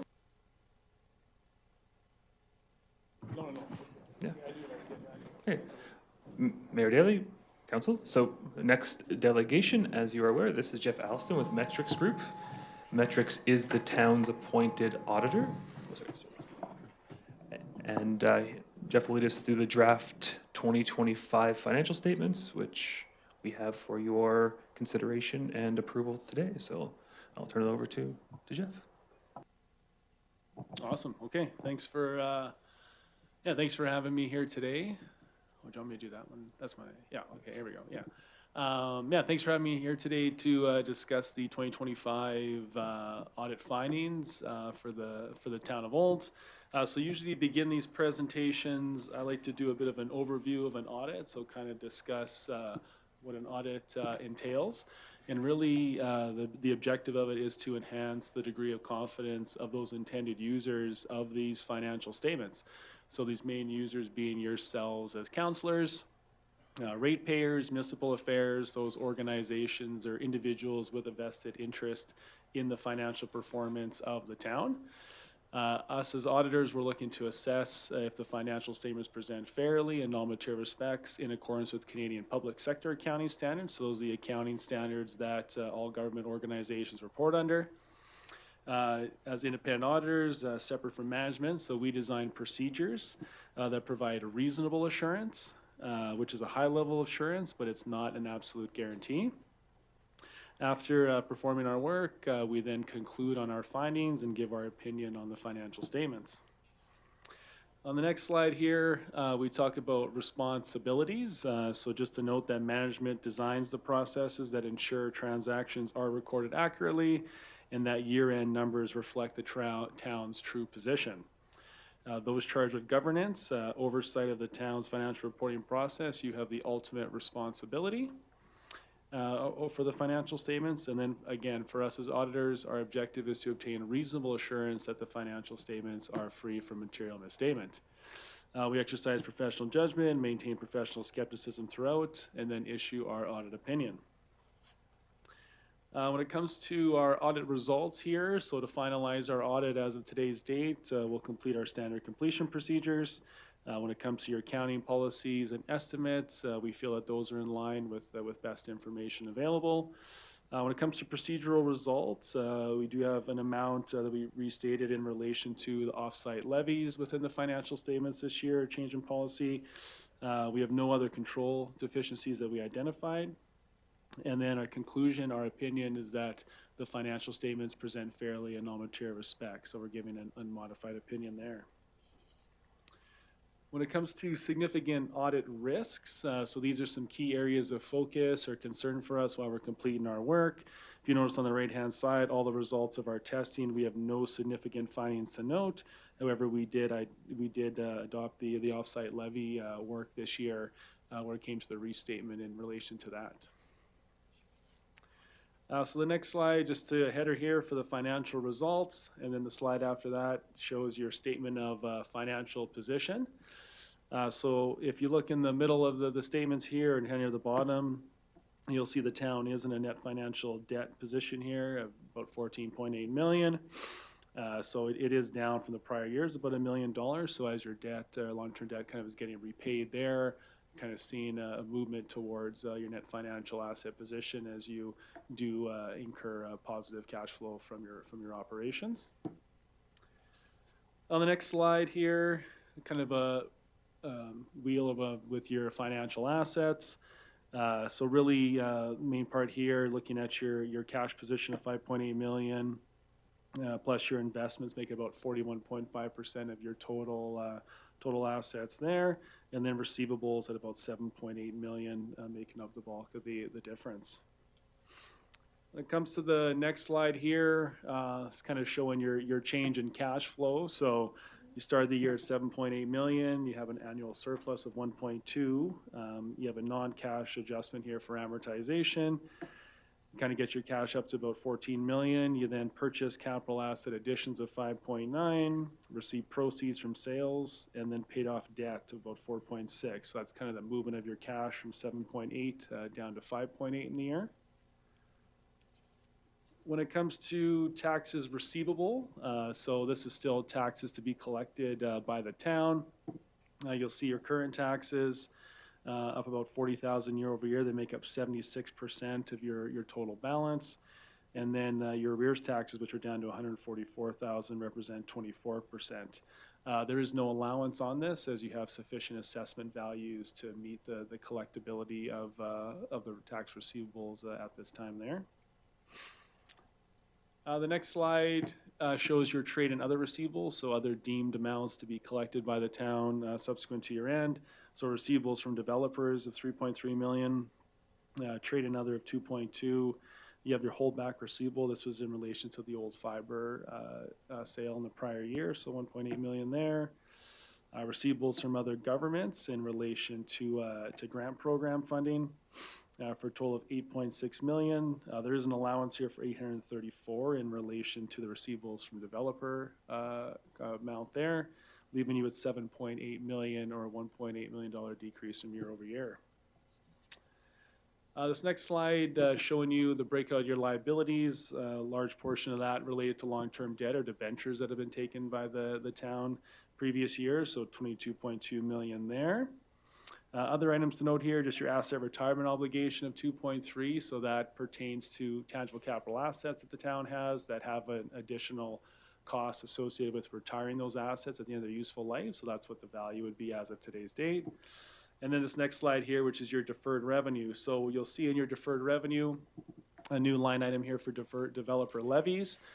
So with our restatement in relation to this, there's a portion or developer funding that the town has collected in prior years to be budgeted for, allocated towards future capital projects. So in accordance with the MGA, there's restrictions associated with those funds to be spent on capital projects. So that's why they're sitting there as deferred versus potentially sitting in your accumulated surplus or reserves. So once those funds are applied to a project, they'll come into revenue recognition to offset the costs associated with that, with those projects. Other items to note in here, your local government funding framework funding, as well as your Canada Community Building Fund. And then projects that were allocated, you had your facility upgrades, water meter replacement, sportsplex upgrades, and equipment acquisitions, for in which case your grant funding was used for in the year. The next slide here is showing the town's debt limits. So your debt limits are calculated more or less in accordance, 1.5% of your total operating, or 1.5 times, sorry, your total operating revenues. And then your servicing on your debt limit is 0.25 times your total operating revenue. So how much interest and principal can be repaid in the subsequent year. So you'll see you got about $21 million still remaining unused debt limit, 5.3 in unused servicing, so still well within your debt limits in accordance with the MGA. The next slide here, your non-financial assets or your tangible capital assets, you'll see in additions of the year 5.9 million. So you had your operational center renos, meter replacement program, aquatic center roofs, and name some items that were done in the year. Also some equipment, tractors, mowers, couple trucks make up the bulk of the assets there. If you look at the amortization expense of 4.7 million, that kind of represents the usage of your assets in the year. So you have roads, water, sewer lines, other equipment. They last 5 years, 10 years, 40 years. You take a percentage of those assets, represents the amortization or usage of those. So you can see in the year the town added 6 million to their assets, used 4.7, so kind of replacing and adding to the pool overall there. When it comes to your accumulated surplus, so if you take your net financial asset position plus your non-financial assets, you end up at 86.4 million. So the town currently has an unrestricted deficit about 2.9 million, operating reserves of 2.7, capital of 2.7, and then equity and tangible capital assets. So the net change is equal to your annual surplus of 1.2 million. However, 275,000 of that is kind of related to a net change in your unrestricted and reserves to the positive, and the remainder amount represented to tangible capital asset increase of 940. So although it's 1.2 million, a good portion of that is actually tied up into new tangible capital assets versus increase in your reserves. And looking at the statement of operations for the town, your total operating revenue just under 29 million, up about 1.2 million from prior year. You saw a net municipal tax increase, 11.8 versus 11 million, all tied up really in assessment value increases. When it comes to your user fees and sales of goods, water and wastewater consumption and water meter revenues in the year, so that caused an increase in that category. Other items to note, licenses and permits. You had a larger building permit come through for the college there, so that's why that's up. And then you also had demolition costs in relation to revenue to be collected when it comes to your fines. So those are kind of some of the bigger changes year over year. This next slide shows you how your revenues were in relation to your budget. Most items were either above or at budget. Your franchise and concession contracts were lower than what was initially budgeted for, just based on what Fortis anticipated for electrical, so that was actually down there. But other than that, most items were either at or exceeding budget when it comes to revenue. This next slide is showing your expenses by department or function within the financial statements. So here you'll see your total cost of 31.8, which is about 650,000 or 2% up from prior year. Some items to note here in administration, that includes a change in provision when it came to your receivables, about 800,000. And then as well as the economic development and other planning, as there's costs related to the regional business support network there. In turn, if you look at your budget, you'll see it does exceed the budget, about 4.6 million. However, there is no budget for the amortization, which is about 4.7 million. So when you back that out, your total expenses are within your budgeted amounts there. When you look at this expense by function, this kind of shows you again the budget in accordance with the actual. However, the amortization is not backed out. So the amortization is the reason why these categories are above. And then the next slide here shows you your expenses by object, so what the funds were spent on in essence. You'll see salaries, wages, and benefits were up as you had additional FTEs there. Transfers to other governments are down. You had a reduction there in your RCMP costs. And then the other increased to 948 from 269. This is in relation to the change in the allowance when it comes to the expected collectability of the receivables.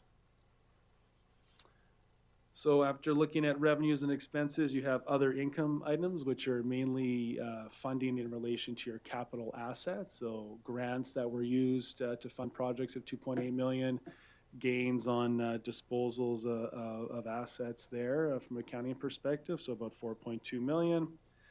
And then this next slide will give you a consolidated statement of operations. So total revenues in the year of 28.8, expenses of 31.8, other income of 4.1, leaving you with a $1.2 million surplus in accordance with Canadian public sector accounting standards. Again, about 940,000 went to an increase in equity in TCA, with the remainder affecting your unrestricted and restricted surpluses. So in summary, we're issuing an unmodified opinion. We have the restatement in relation to the developer levies and the restrictions on those. Your net debt position is down about $1 million year over year there as you continue to pay down your obligations. And you end of the year with an annual surplus of 1.2 million. I guess if anybody has any questions on this part, I can definitely address those before I get into my audit findings report, or I can do that now and take the questions at the end. Thank you for that. Does anybody have any questions at this point? Councillor Wilson. Thank you, Mayor. Through you, I think, to the CAO, just on the expense piece. So the ECDEV portion, even though we're over budget, that's largely funded, or in part funded through grants that we receive, is it not, or am I mistaken? Thank you. Thanks for the question through the chair. ECDEV, yes, has a very large grant component. I believe in 2025 it was in the 50% tile range, but it's also funded through property taxes as well and business license fees. So. Any other questions? Okay, go ahead, Ms. Go ahead. Thank you. So Jeff, could you just elaborate a little bit on the amortization? Like, I know it's non-cash expense and we don't budget, but you said it's like about 4 million. Yeah, your actual is at your actual is at about 4.6 million, which was the difference in your budget to actual comparisons on your expense category. So when you add the budget, if you take the budget actuals out of your current ones, it's more in line with what you were budgeting on a line by line basis. Accretion is also in there in some of the areas in relation to the asset retirement obligations, and then as well, the other large budget variance was the adjustment to the allowance and the receivable side of things too. So yeah, It's supplemental. Thank you. But so just looking for best practice or so on in terms of amortization. So you're right. That's basically tangible assets we're consuming on an annual basis. But in the real world, are there any municipalities, and should we be looking to, if we're amortizing 4 million, should we be looking to put 4 million magically into a pot somewhere to stay even or ahead of the game? Well, I mean, I think you got to look at your asset, expected useful life of your assets, and then when you plan to replace these assets. So the amortization, if you build a road and it costs 5 million, that 5 million is coming in through amortization. So eventually, is that road going to be? Is it ever going to be replaced? Are there costs associated with that road in the future that are going to be at 5 million or exceed it? So if you don't, I guess, fund the amortization or have that, it's hard to say where your money is going to come from for your new capital or a potential replacement. Right now, yes, there's grant funding that's used for new projects or to, larger items that way, but how long, are those sustainable in the future? I don't know. A lot of questions are unknown, but I think having a good idea of the infrastructure in the town and what to do and having money for that is going to be important. So, I can't tell you to fund amortization or not, but I can't, obviously you want to look at your assets and what the engineers and the professionals think you're gonna need for stuff. I mean, the city of Calgary is a great example with their water stuff. That's big on the news. I mean, that's a lot, as much as we think things are going to last forever, it's, it's not the case, right? So, yeah. The moral of the story is you can pay me now or you can pay me later. Yeah. That's about it. Well, right? I mean, I've been going to a lot of different commissions lately too. It's like, what's the amount of money to charge for water rates or sewer and all that kind of stuff. But at the end of the day, it's nice to probably save a little bit each year for future capital replacement than to realize you're short a lot at the end and wonder where it's going to come from, right? So just kind of my thought on that one. Yeah, perfect. Councillor Glatz? Thank you, Mayor Daley, and through you maybe to CO Williams. And maybe this isn't the time to ask this question, maybe I should wait for the full presentation, but regarding the improvement that we've had to our net debt position, how do we see this starting to improve in the years coming forward? I mean, it's improved significantly since I first started to sit here, and especially over probably the last 3 to 5 years or so. I mean, where do you see this coming forward?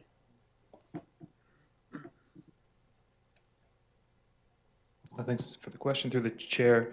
Yeah, I believe since 2022, where our net debt was closer to 28, 29 million. So obviously in 2026, council did pay off the library debenture as well a bit early. And I would say the progress coming in the next 5 years to 2031, because that is the year the OFL debenture is paid off. And our soft target right now is based on our municipal comparator groups, which we have about 7 or 8 like-sized municipalities, and the average debt across them tends to be in the 10 to 12 million range. So that's, I believe, a good target for us to look to over the next 5 years. But I think obviously incremental progress, assuming no new debt is taken on. We do have some very large assets that are reaching their end of life, like our North Water Reservoir, which is in the $8 to $12 million range, in the Sportsplex. But assuming no new debt is taken on, I believe 2031 we'll see substantial improvement by that time. Thank you. All right, thank you. Back to you. Okay, awesome. Okay, so with my the next part of my presentation is our audit findings report. So really the purpose of this report is to promote two-way communication between ourselves as auditors and yourselves as counselors. Just wait. Yeah, just on the third page here. Yeah. So in order to finalize our audit as of today's date, we'll obtain responses from our legal letter inquiries, complete subsequent event procedures, obtain a signed management representation letter. We'll complete our communication, which is what we're doing right now, and then we'll obtain evidence of council's approval. Once we have those items, we'll be able to issue signed audited financial statements. When it comes to changes from our audit plan, there were no significant changes except for us updating our materiality levels based on 2025 actual numbers. So we use 4% of operating expenses, so roughly 1.2 million. So what we're saying here is that we feel that if your revenues or expenses, say, were to increase or decrease by that amount, we feel that a user of the financial statements may have a different view or outlook on the financial performance of your town. When it comes to significant difficulties, we did not encounter any significant difficulties that should be brought to the attention of council. When it comes to the engagement team, myself and Dylan here, we're kind of the main leads or responsible for the work that our firm performed in relation to the services to the town. When it comes to our audit results, so this is where we talk about areas of focus for us, risk, our response, and any findings we may have. So the first one is management override of control. So management is in a unique position to potentially perpetrate or manipulate the financial statements, so whether due to fraud or error. So we use data analytic tools that identify journal entries that may exhibit those characteristics. So journal entries, say, posted outside of work hours, odd or unique numbering sequences. So we're looking for odd or unusual transactions to be testing. So we did not have any significant findings in that area. When it comes to revenue recognition, we want to make sure grant funding, other funding that has any restrictions associated with it is being recognized once those obligations have been met. So this is just in relation to the section, in our misstatement section here, and then discussion of the restatement. But we didn't have any other significant findings, just in relation to the developer levy change in the year.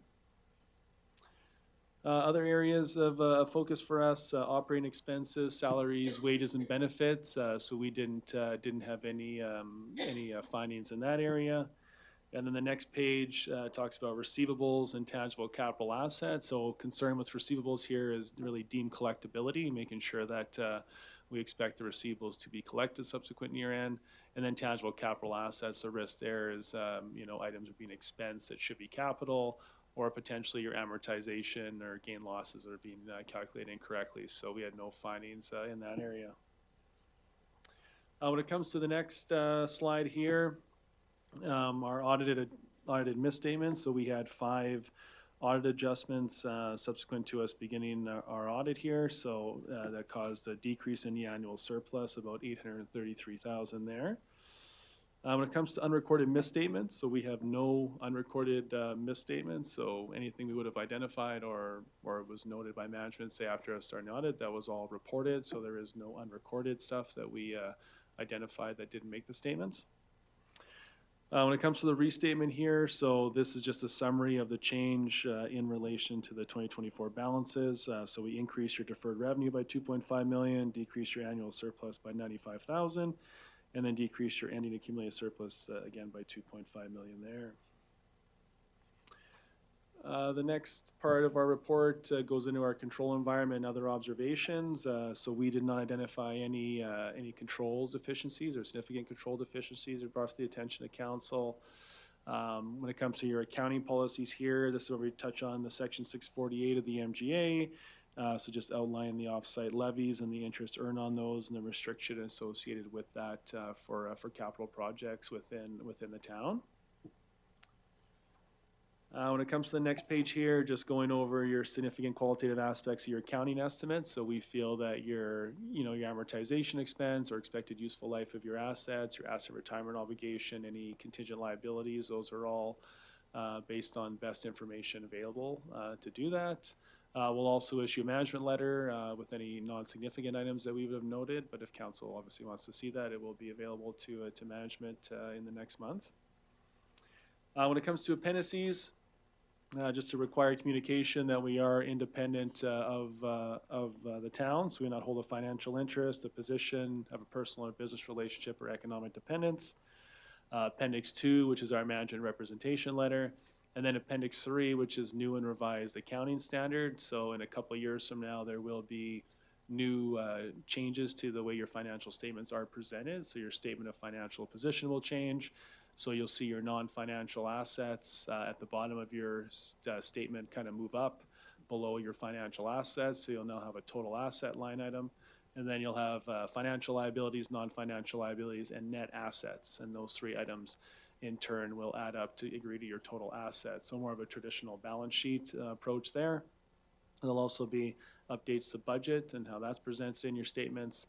And then as well as the usual statements for operations, net financial asset change, and then schedule of net assets, which will show your accumulated surplus, equity and TCA reserves, all that stuff will be in there. So that's kind of it for us, or myself, for the audit. And then I guess if anybody has any other questions, I can definitely take those. Thank you, Mr. Alliston. Is that right? Yep. Excellent. Any questions from council? Councilor Taylor. Thanks, Mayor Daly, and through you to Mr. Alston. Forgive me for my ignorance. I'm pretty new to these kind of audits. How alarmed should I be by 6 misstatements? Just as for some perspective for somebody from new. audit adjustments? Yeah. Oh, that honestly, I'd say 10 or less is usually pretty good. Pretty standard. 5 is I'm not. Yeah, from an auditor, I've had 70, 80 before in reports. So yeah, 5 is. Sometimes when we get into work, you might note something, additional accrual. Sometimes stuff comes in, to management that wasn't already accrued for after we started the audit. Stuff like that gets picked up. So, yeah, but 5 audit adjustments, and the amount too, 833,000 is still below your materiality level of 1.2 million. So, whereas if we had, say, a $3 million change or something like that, that might be a bit more concerning because you would have thought it was $3 million different when we started. So, but yeah. Good. Councilor Kirsch. Thank you, and through you to, oh my God, Jeff. Mr. Yeah. Allison. Similar to Counselor Taylor, Yeah. I'm very new to this type of audit. Yeah. Can you go over that materiality report of the 1.2 million? Can you just explain that at a little bit of a higher level for me, Sure. please? So yeah, so we initially set materiality thresholds on every audit, and those are kind of based on users, what we would deem to be users' needs. So, for example, yourselves as counselors are users of these statements, municipal affairs. So we're looking to identify that if, say there was an $800,000 change, or $1 million change.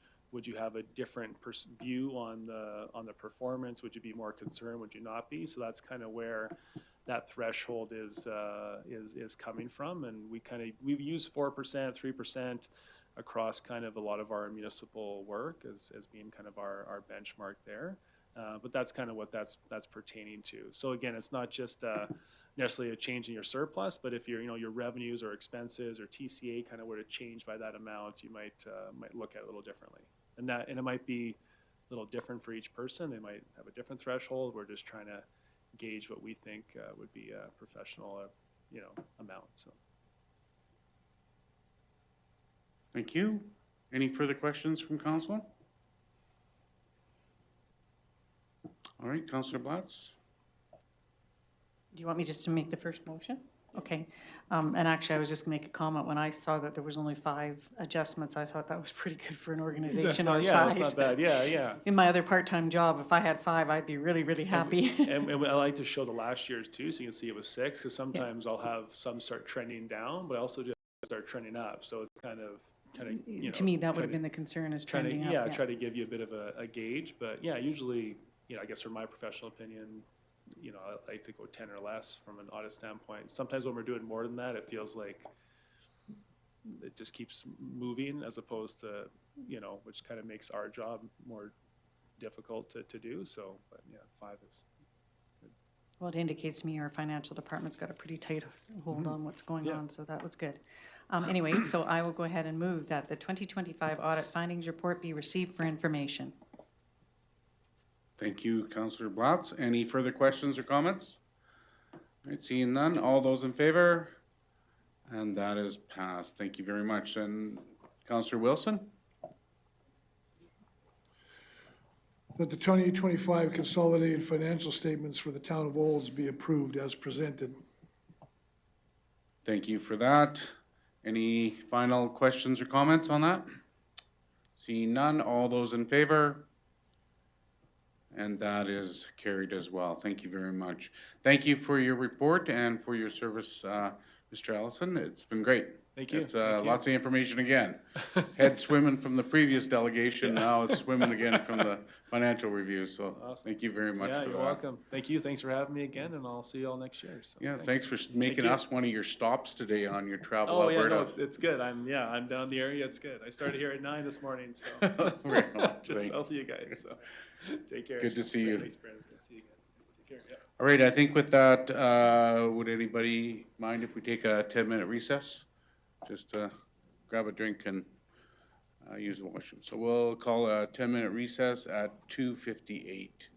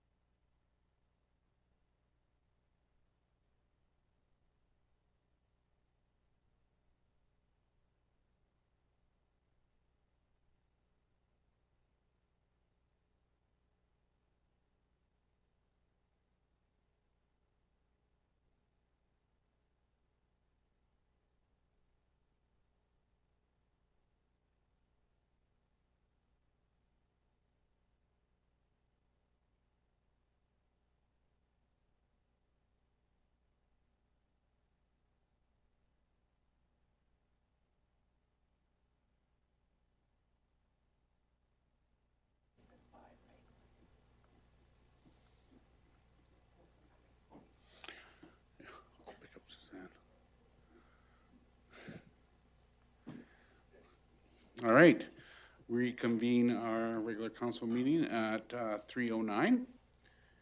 And I turn it over to C.A. Williams to introduce Community Services Quarterly Report. Thank you once again, Mayor Daley, and Director Lapointe is here with us to lead us through the quarterly report for community services. Over to Guy. Thank you very much. Good afternoon, Mayor Daley and Council. Today, administration is happy to present the Community Services Quarter 1 report for your review. You'll notice that we've redesigned the presentation, some of which is for readability, but also we've added some additional information we hope you'll find timely and relevant. We'll start with the Community Connection Center, where you'll notice that they continue to be busy. Information referrals are up, as are touch points with other local community organizations. Subsidized housekeeping and counseling are in line with last year. And of course, social prescribing is still relatively new, but the Community Link worker is already working with 15 clients and connected with 21 walk-ins. On the programming side, I should first say that these are not led by the CCC staff. Instead, the model is to contract out facilitators who lead this work. With that in mind, the art and cooking programs are very popular. A small fee is charged to offset some of these costs. There's a continued growth in the use of our community rooms, primarily with the nonprofit sector in particular. And you can see the in-kind value we are providing to those groups who use this space. Volume levels were trending a little bit lower for the cemetery this quarter, but that's not unusual. That's it's kind of peaks and valleys with that department. The Sunshine Bus continues to see increased usership despite its limited capacity, and we have some good momentum in place for summer camps with early enrollment this season.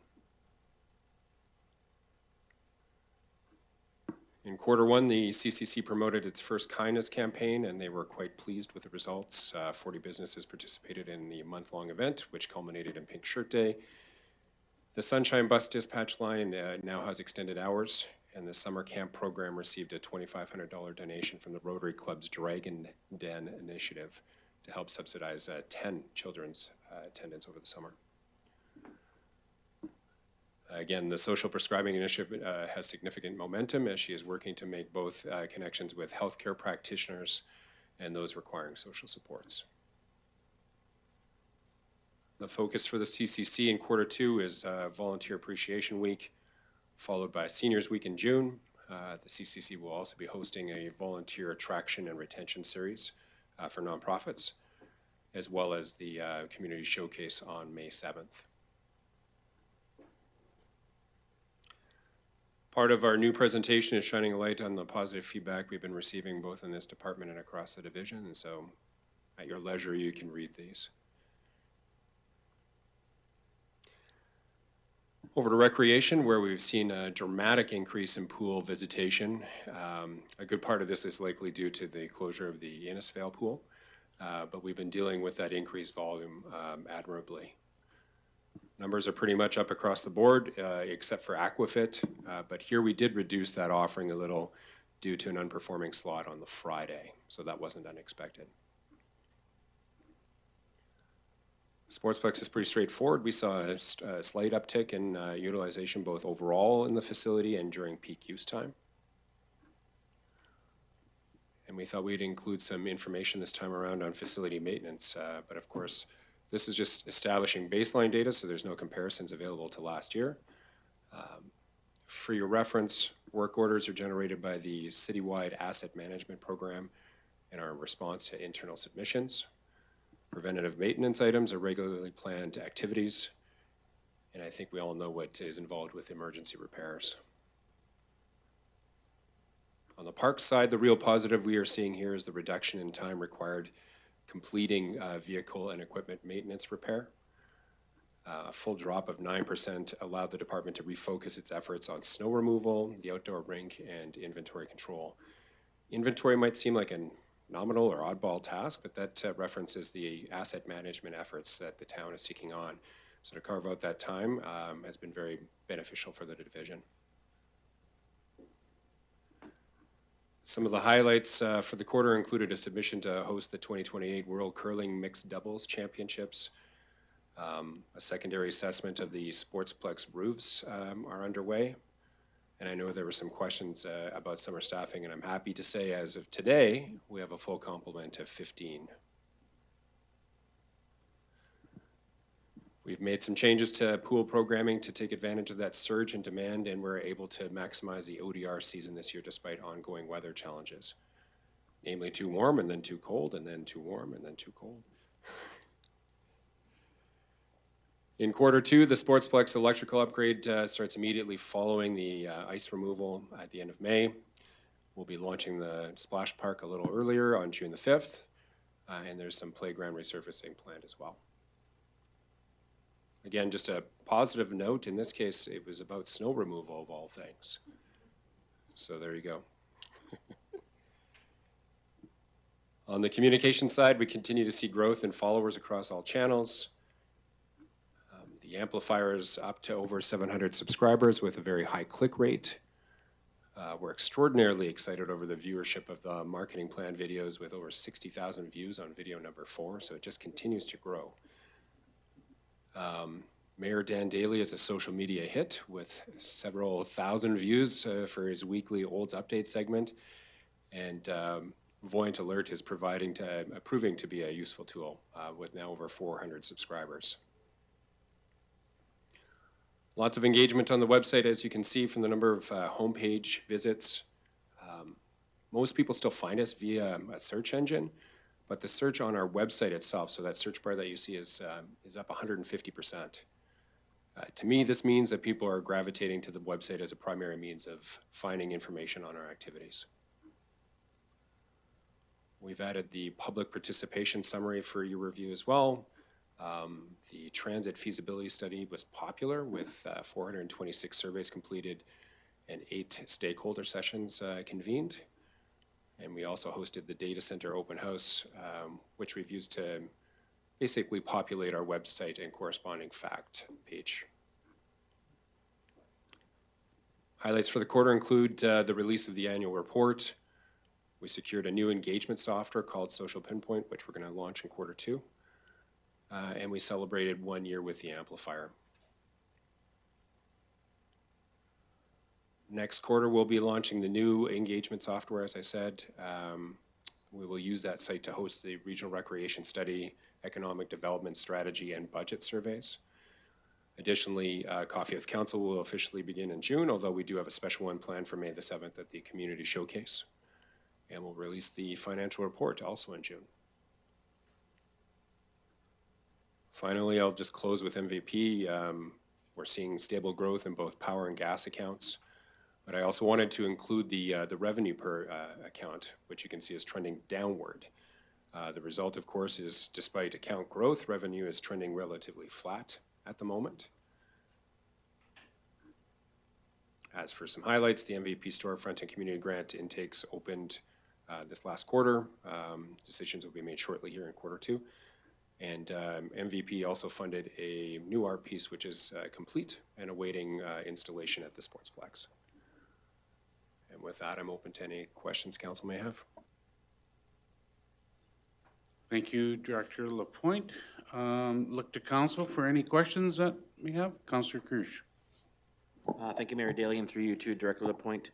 Can you just refresh my memory on what social prescribing is and what that looks like in practice, please? Sure. Again, there's a number of people that suffer from isolation. Oftentimes they'll end up in a situation where they are depressed, particularly for those who are aging and perhaps are by themselves. And so what social prescribing tries to do is to connect people who need social connection. And it actually allows practitioners to prescribe social connection for them. So perhaps somebody comes in and is experiencing these symptoms. The practitioner can say, hey, why don't you attend the men's shed at Olds? And we'll actually give them a prescription for that. And so we're working through these individuals who are in these situations to connect them with the practitioner and vice versa as well. Okay, next we have Councillor Cook. Thank you, Mayor Daley, and through you to Director Lapointe. You did have the exciting announcement for we applied to be the host of the World Curling Mixed Doubles. If that's a successful bid, is there any renovations, upgrades, things that we can expect that we would need to do to get ready for those championships? Again, when we looked at the application, we looked at it specifically through that lens. No renovations are required at this point. There is a deposit, I believe, of $10,000. However, we did host an event previously. It was the Skins game, and there was a kitty that was raised for that specific purpose. So no money will be required from council. That money is held in reserve at this point for that specific purpose. Supplemental, go ahead. Thank you. And just what are your feelings with the chances that we have to win that bid? It'll be interesting. I think that, again, we tried to choose something that was, I don't want to say obscure, but attainable. So had we gone for the men's or the women's, that would be far more challenging. The mixed doubles, probably a better chance than most. Good. Councillor Taylor. Thanks, Mayor Daley, and through you to Director Lapointe. I said that the direct search within olds.ca has increased a lot. Cynically, I view that as people having trouble finding the right things on the website. Do we keep track of search terms so that we can know what these common searches are for? Thanks. Possibly. I don't have that information with me, but I can certainly gather that information and bring it back for your benefit. Thank you. Councillor Blatz. Thank you, Mayor Daley, and through you to Director Lapointe. My apologies if I missed it somewhere or you said it during your presentation here. You touched on having the art and the cooking classes that we're having and hosting and everything. Are we doing these in conjunction with places like the Olds Evergreen Center or other community groups? We're not duplicating any of these types of programs that we're doing, are we, that are or competing with another community group that could be perhaps hosting them or doing them? We do scan the environment to ensure that we're not competing with others. If that were the case, I think we would look to partner with them to host these events. And again, they do seem to be wildly popular. So if it is something that is being duplicated, there is the demand to support it, it appears to at this point. Hey, thank you for that information. Thank you. Councillor Wilson. Thank you, Mayor, and through you to either the director or to the CAO, just concerning the MVP. Can you give us any idea from UtilityNet what their guidance is, either around mid to longer term natural gas and electrical pricing? Is the market close to a bottom and going to soften based on the UtilityNet experts, or are we in for a bit of a go here with the softer prices? And how does that impact our potential to impact our future intakes around grant programs? Thank you. That's a good question. We haven't seen our revenue dip yet at this point, although again, we've been seeing positive growth, and it is a little concerning that we haven't seen the revenue grow. It is a very competitive market, and of course, to stay competitive and attract new subscribers or accounts, we have to remain competitive. In that situation, we've also had a 6-month promotional rate to attract people. And so there is a bit of a lag there as well. When we attract new people, they're paying a lower rate to begin with, and then we'll see actually more revenue on the back end of things. So I'm hopeful that we'll see things sort of increase because of that change. In terms of the long-term market for our customers themselves, I'm told that we would expect these lower rates to probably continue for some time, just because of the way that the market is. We're not impacted by world events. It seems like we're fairly insulated because of where we actually get our power from, and our gas, of course. So I would anticipate the trend will stay in place. Hopefully those margins will increase a little bit. Thank you. Councillor Overwater. Thank you, Mayor Daley. To Director Lapointe, you touched base on the volunteer luncheon. My understanding that's changed quite a bit this year, correct? Can you sort of elaborate a bit more on why, and just elaborate for me, please. Sure. For council's benefit, that event was quite costly, and it didn't have a lot of controls around who was actually attending that event. So what we wanted to put in place was something that was actually recognizing the volunteers within the community. What we're finding is there are a number of volunteers who have been recognized across different organizations that previously weren't recognized. And the feedback that we've received has been very positive. There is still like a smaller luncheon on the back end of things for award winners. But the size and scale of it has been changed both to help us save a little bit of money, but to put some control measures in place as well. Supplemental, go ahead. So how do you determine, how do you get your numbers for who is volunteering? I mean, where does that come from? Because there's many different aspects of community volunteers that aren't through the community connections departments. We are promoting the event at this point, if that's what you're referring to in terms of who the volunteers are. And it is a nomination-based item at this point. So again, it's open to the community. Anybody can be nominated in the different categories that we're representing at this point. Good, thank you. Councilor Blatz. Thank you, Mayor Daly, and back through to you a little, to Director Lapointe. So going back to the $500 grant program, which is what we're now supplementing rather than have a volunteer dinner, what has been the feedback then from community groups? Because I know part of the concern was, and you kind of mentioned it in your explanation to Councillor Overwater, that, I mean, there's many community groups we hadn't really touched. You didn't see volunteers coming from minor baseball or minor hockey and those types of community groups. Are we seeing an uptake then in those types of different volunteer groups that are starting to, you know, to apply for this $500 grant funding so they can recognize their own volunteers or supplement their own volunteer appreciation dinners or suppers or whatever they choose to do? Or if you can elaborate anything, or if this is going to be our pilot year and maybe we'll try it next year to see if we got a comparable, and if we don't, we would look at going back to the old dinner situation. Happy to elaborate. I would say that the feedback has been mostly positive. I mean, again, not everybody enjoys change, but in this case, I would say that the vast majority of the responses have been positive. I think people see the benefit in seeing the grant that's provided as opposed to just simply being to host an event. And so in my mind, repurposing those dollars is going to have far more of a community impact than the previous event did previous. And for me, it has been very positive from the response side of things.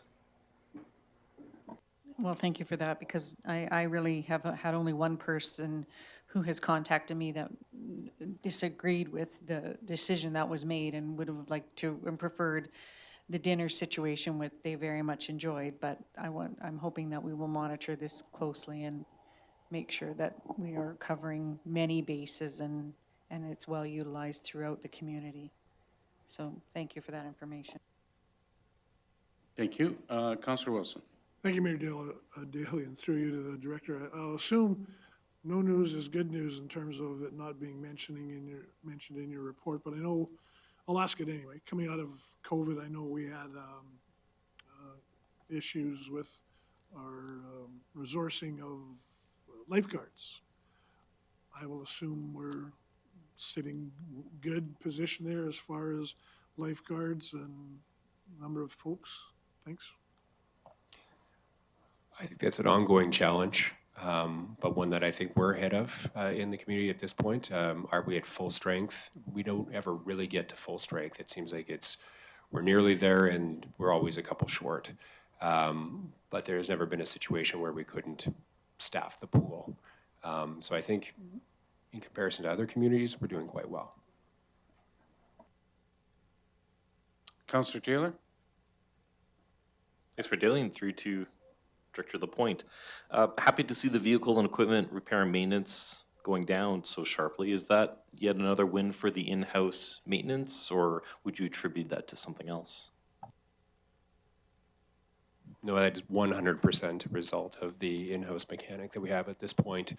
And I don't think we're the only department that's seeing the benefits of that at this point. So we're excited to see where it takes us. Hopefully that trend continues where it's going. We had an emergency repair that we had to take care of at the Sportsplex, and we're still trending below budget on repair and maintenance from our side of things on the equipment side. So it's allowing us the flexibility. We're not being taken aside by some of these unexpected expenses, just giving us a little bit more latitude. Councillor Wilson? Thank you, Mayor, and through you to the director. Just a quick question, and apologies if I missed it. When do we expect word on the hosting, or our bid application for hosting the mixed doubles? Thank you. Don't quote me. It's been a little while since we submitted. It was back in February, but I do believe we're supposed to know by the summer.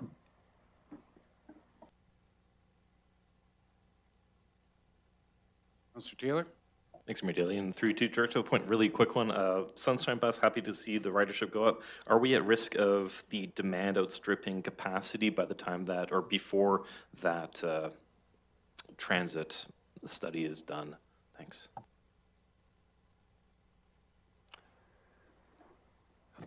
I think because of the way that we do the bookings currently, it's very manual. I don't think we'll ever get to the point where the demand outstrips our capacity. And again, we've opened up the dispatch line is working longer hours, so we're able to meet that demand a little bit better even now at this point. So I don't think we'll get there, but certainly the feedback that we received is we could benefit from a larger bus possibly as a first step. Good. Seeing no more questions, comments? All right, Councillor Wilson. Make the motion that council accepts the Community Services Quarterly Report as presented for information. Thank you. Any last comments or questions? Seeing none, all in favor? That is carried. Thank you very much. Okay, so now we're going to go down to 4.1 bylaws 2026-11 2026 tax rate bylaw. Oh, before we go there, thank you, Director LaPointe, for your report. And you got lots of different irons in the fire and seem to be all coming out glowing red and great. So thanks for all your efforts.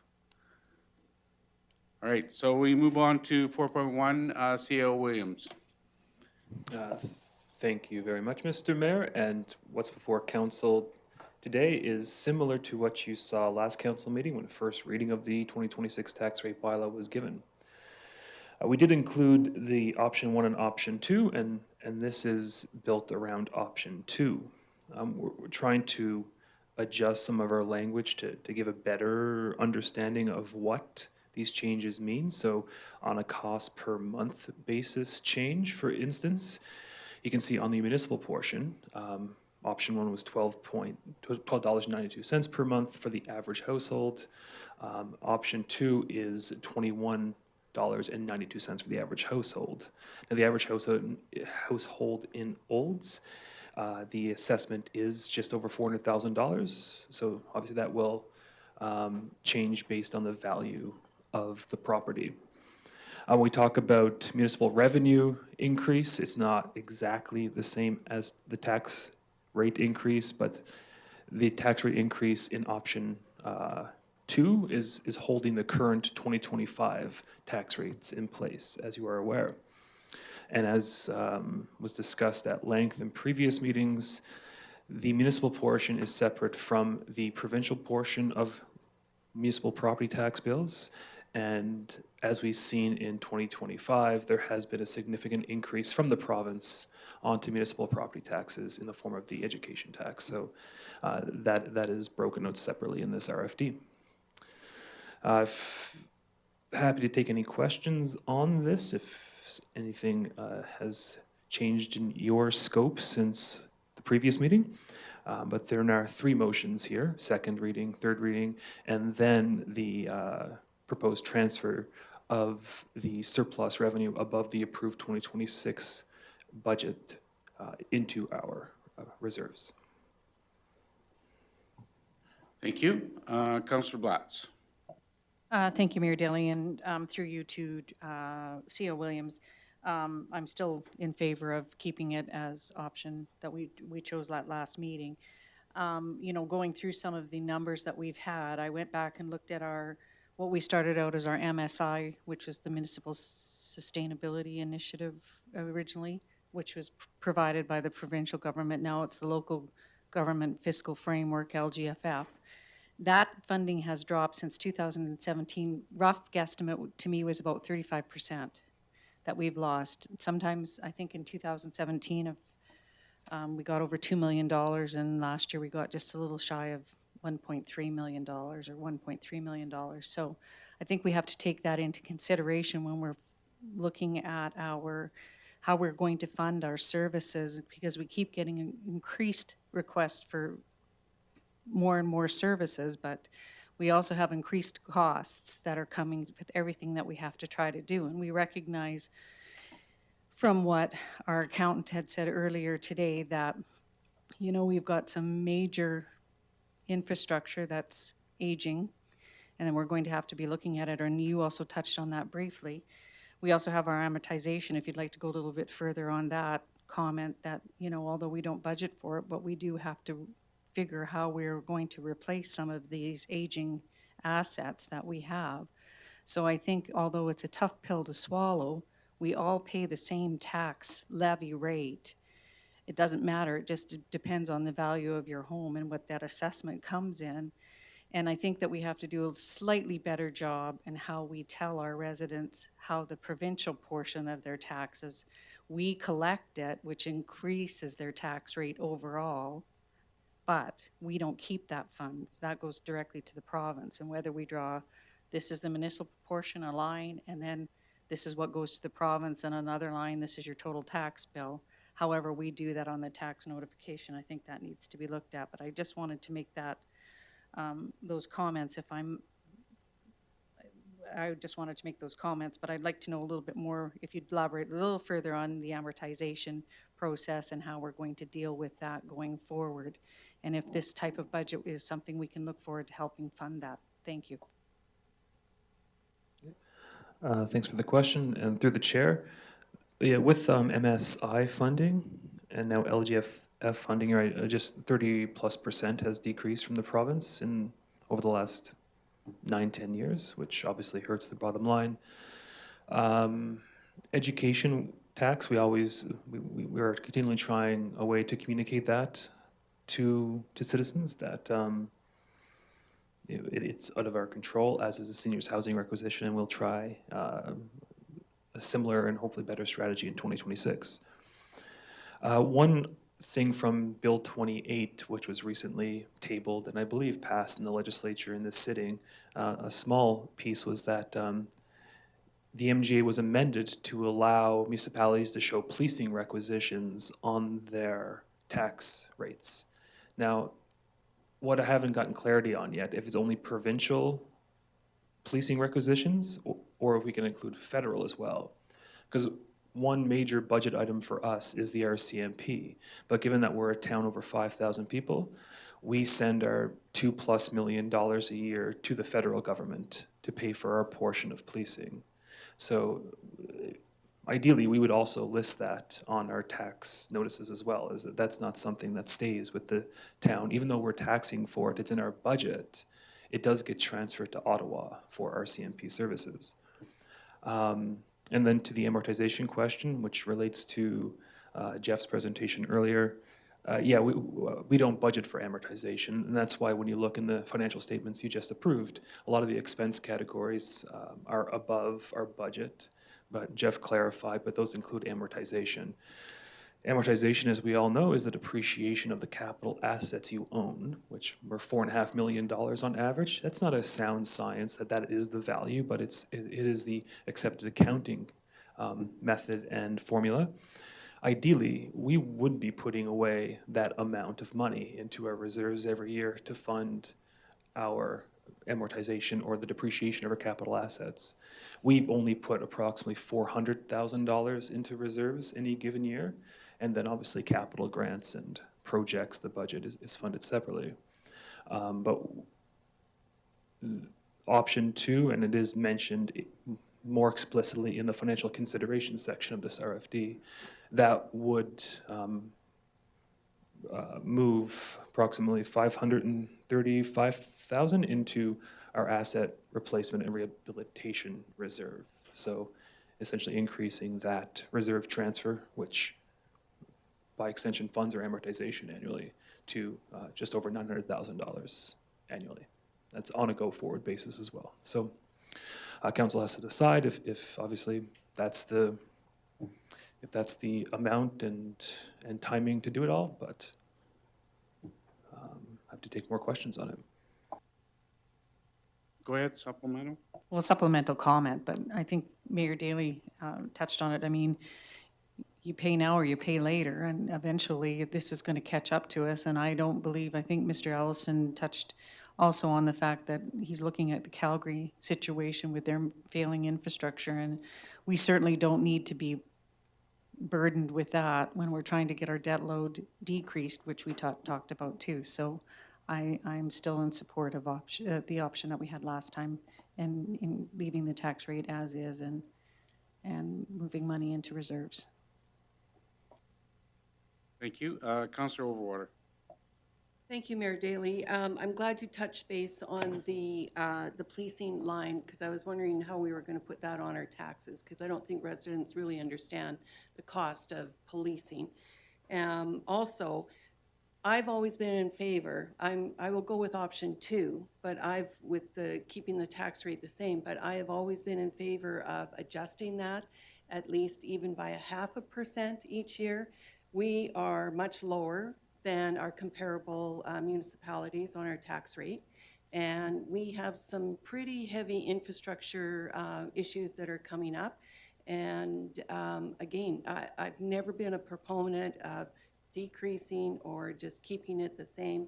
I understand we have the education tax. I understand we have the senior housing. But at the end of the day, that doesn't do anything for our community.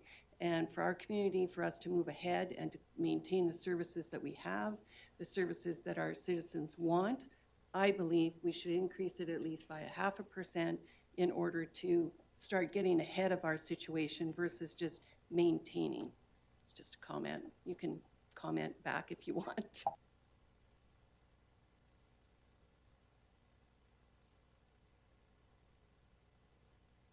Okay, Councillor Wilson.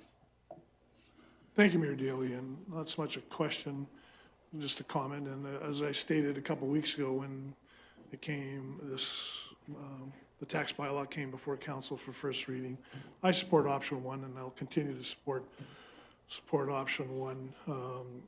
Yeah, I realize we've got an infrastructure deficit. We have a revenue challenge, well, and or an expense challenge, or both, going forward.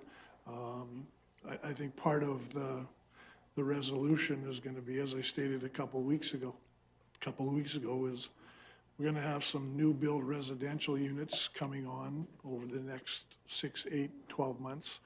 That will certainly supplement our tax base, our assessment base, and our tax revenue. And again, it just draws the magnifying glass to, we need some industrial, mid to large industrial or commercial manufacturing development to help take the burden off our existing residential and commercial businesses from a tax perspective. So I'll continue to support, probably in the minority, option 1. And I'm also interested, as everybody recalls and knows, I think it was September, Premier Smith gave the municipal affairs minister a mandate to look at, among other things, property tax and equity of property tax in municipalities.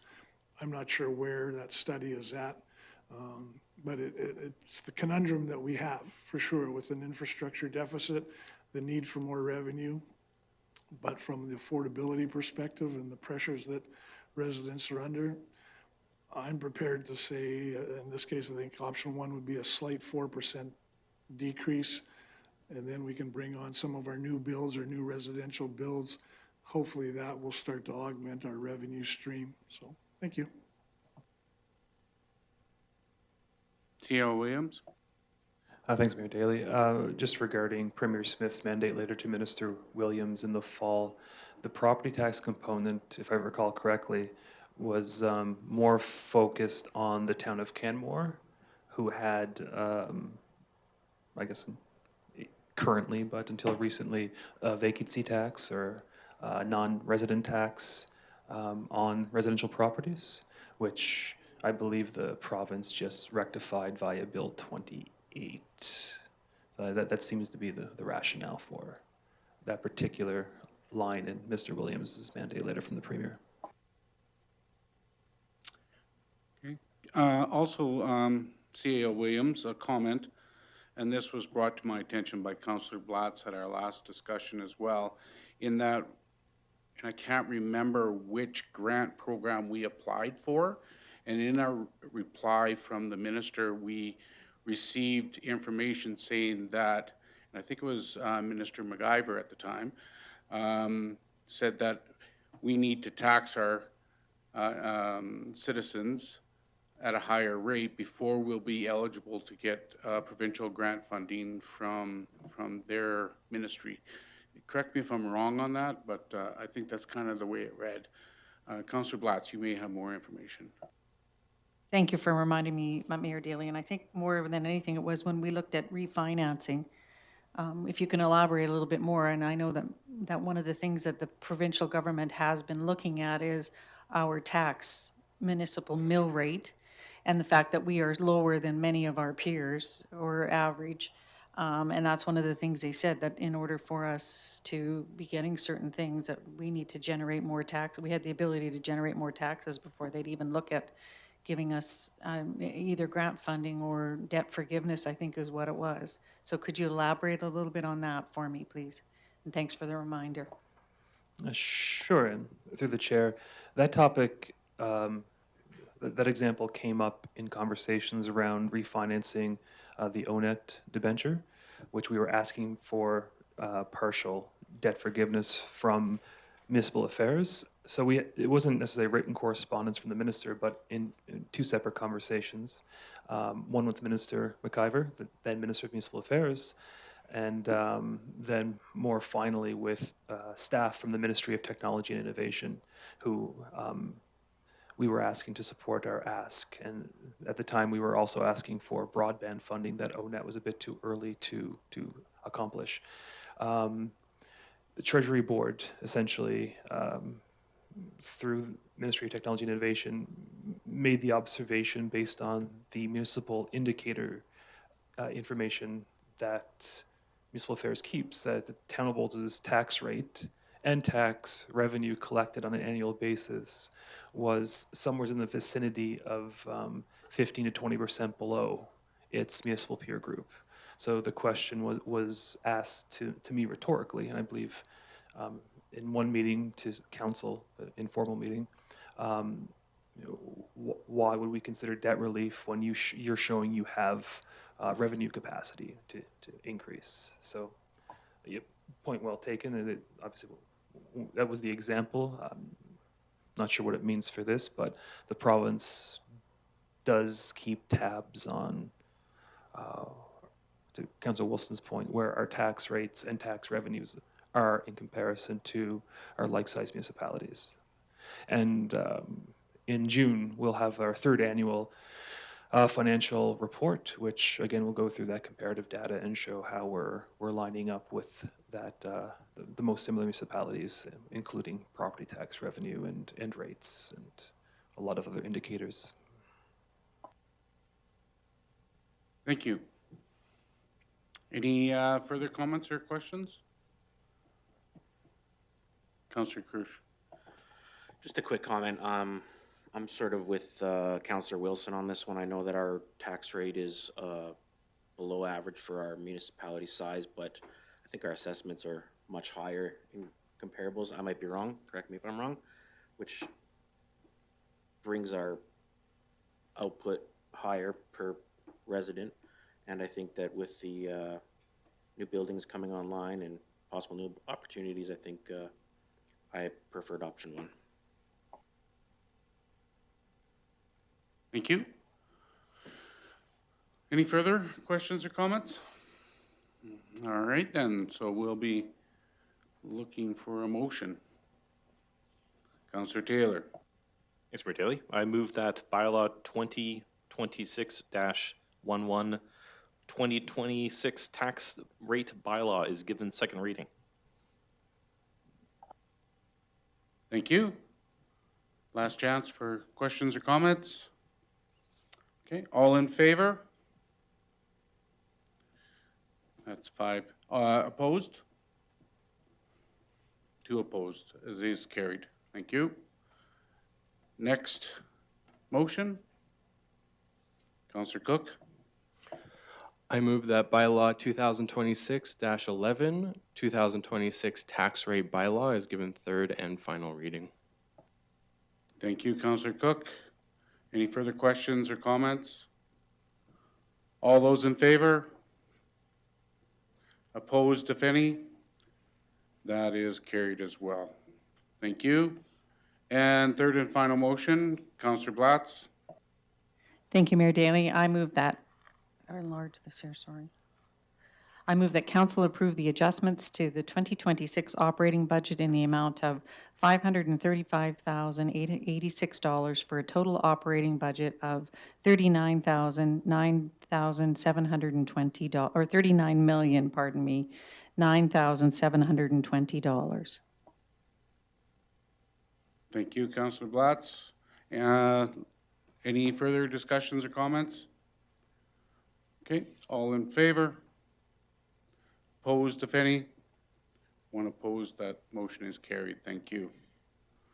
All right, so moves us to 4.2, bylaw 2026-12 subdivision development appeal board. I turn it over to CEO Williams for introduction. Thank you once again, and Director Pedro is here with us to lead us through this item. Good afternoon, Council. Good. Okay. Shall forge ahead. So we have before you bylaw 2026-12. This is the subdivision and appeal board bylaw that is meant to replace our existing 2018 SDAB bylaw. The impetus for this, as council is aware, PCPS is shutting down as of Wednesday this week. As per the MGA, we are required to offer the ability to appeal to residents and area landowners, and as such, we have agreed with certain members of the former SDAB board to be on our latest 2026-12 SDAB board. We are currently also in discussions with the Red Deer County's regional board, and they are looking at enacting services for other municipalities as well. So this bylaw and SDAB board will be an interim measure until we sort out the logistics with the Red Deer County board.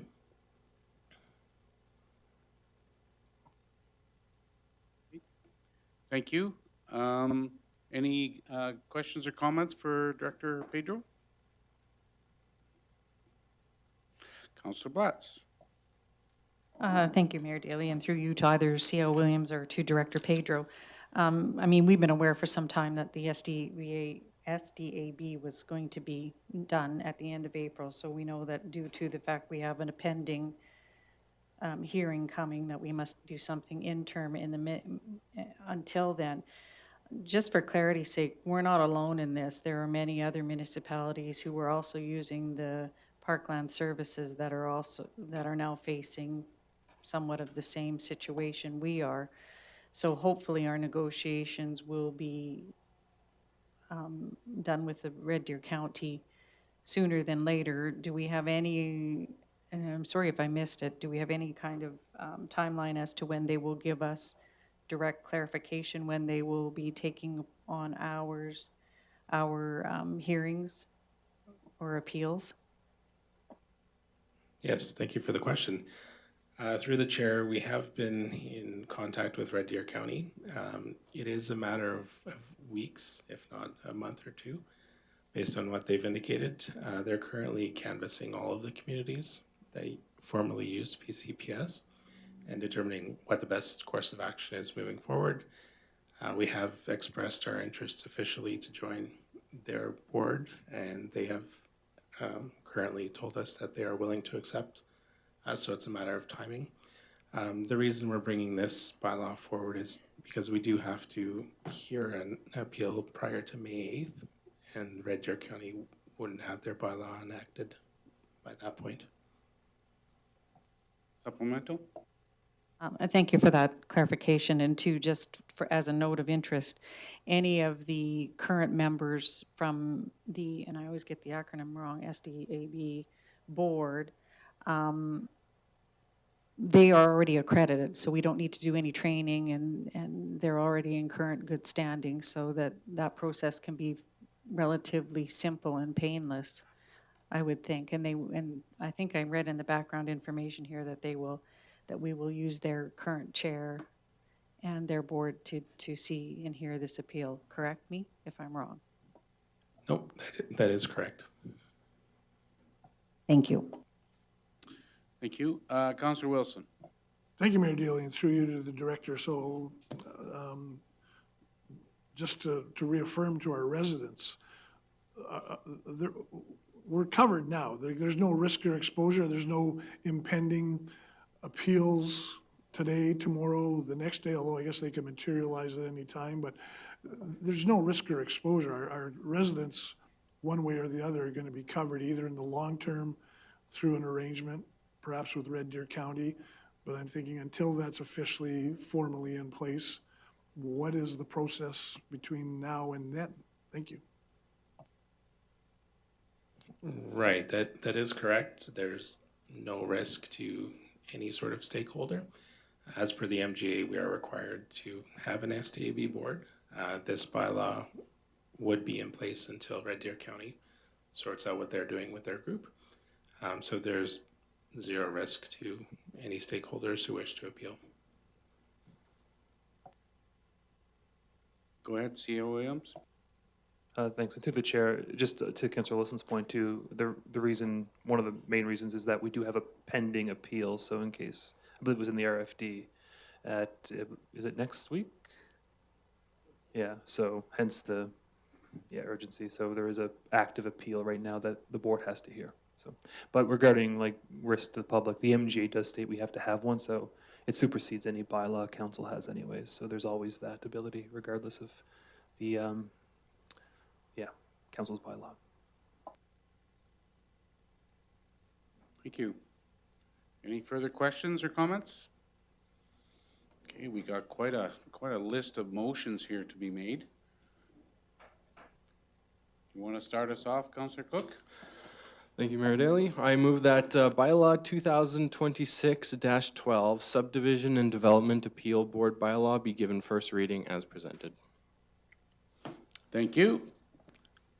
Comments? Questions? No? All in favor? That is carried. Thank you very much. Second one. Councillor Kush. I move that bylaw 2026-12 subdivision and development appeal board bylaw be given second reading as presented. Thank you. Any final comments? All right, all in favor? That is carried as well.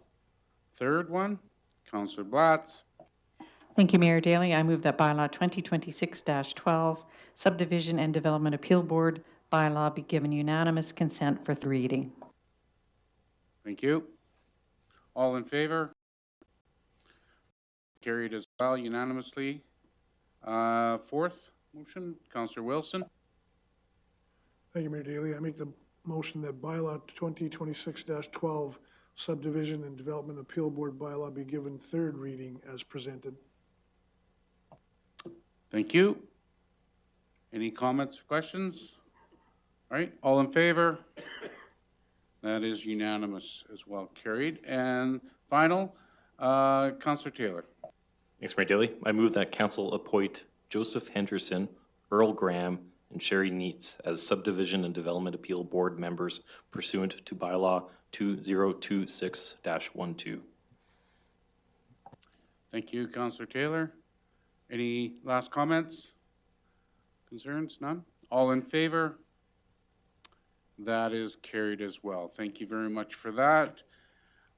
We will move down now to business. Item 5.1, development permit, promo 2026-0049. Is Director Pedro addressing this? Thank you. Perfect. Thank you again. So we have brought before you a development permit application for 4825 51st Street. This is the land that's currently occupied by the Men's Shed Group, utilizing the town building there. They have approached the town to place 2 shipping containers on the site. Now, shipping containers in the light industrial district are discretionary administrative use. However, they are requesting to locate the 2 shipping containers on the west side of the building. That would put it with a 0 meter side yard setback. And due to the variance required there, it is brought before council as it exceeds our approval capacity on the administrative side. Now, normally we wouldn't be comfortable recommending approval of a 0 meter side yard setback. However, given the current vacant lot to the west and the fact that the remainder of this parcel is used for parking in the adjacent area, we are supportive of approval at this time.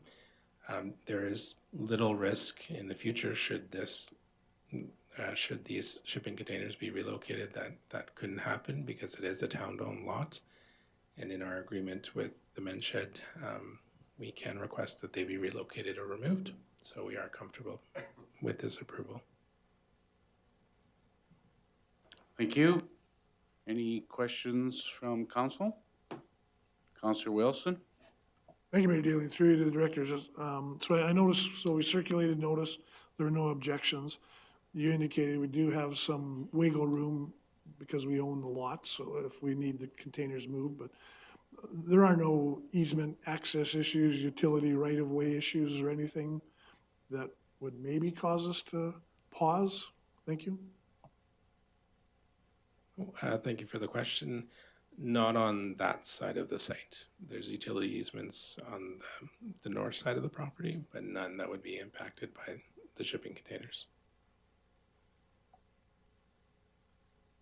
I just have one question in regards to drainage and rain runoff.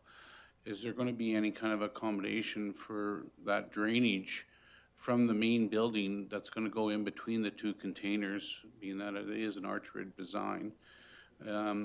Is there any accommodation that they're going to make as far as an eaves trough or a swale or some sort of, to get it away from the foundation of that building?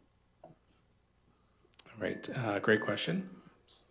So we have had those discussions with them. They will be required to do some preparation and some grading just to ensure positive drainage. On initial review, it appears that we could split the drainage going front to back. We don't want that draining onto the adjacent property, of course, so we would work with them in that placement. Good. Councillor Overwater?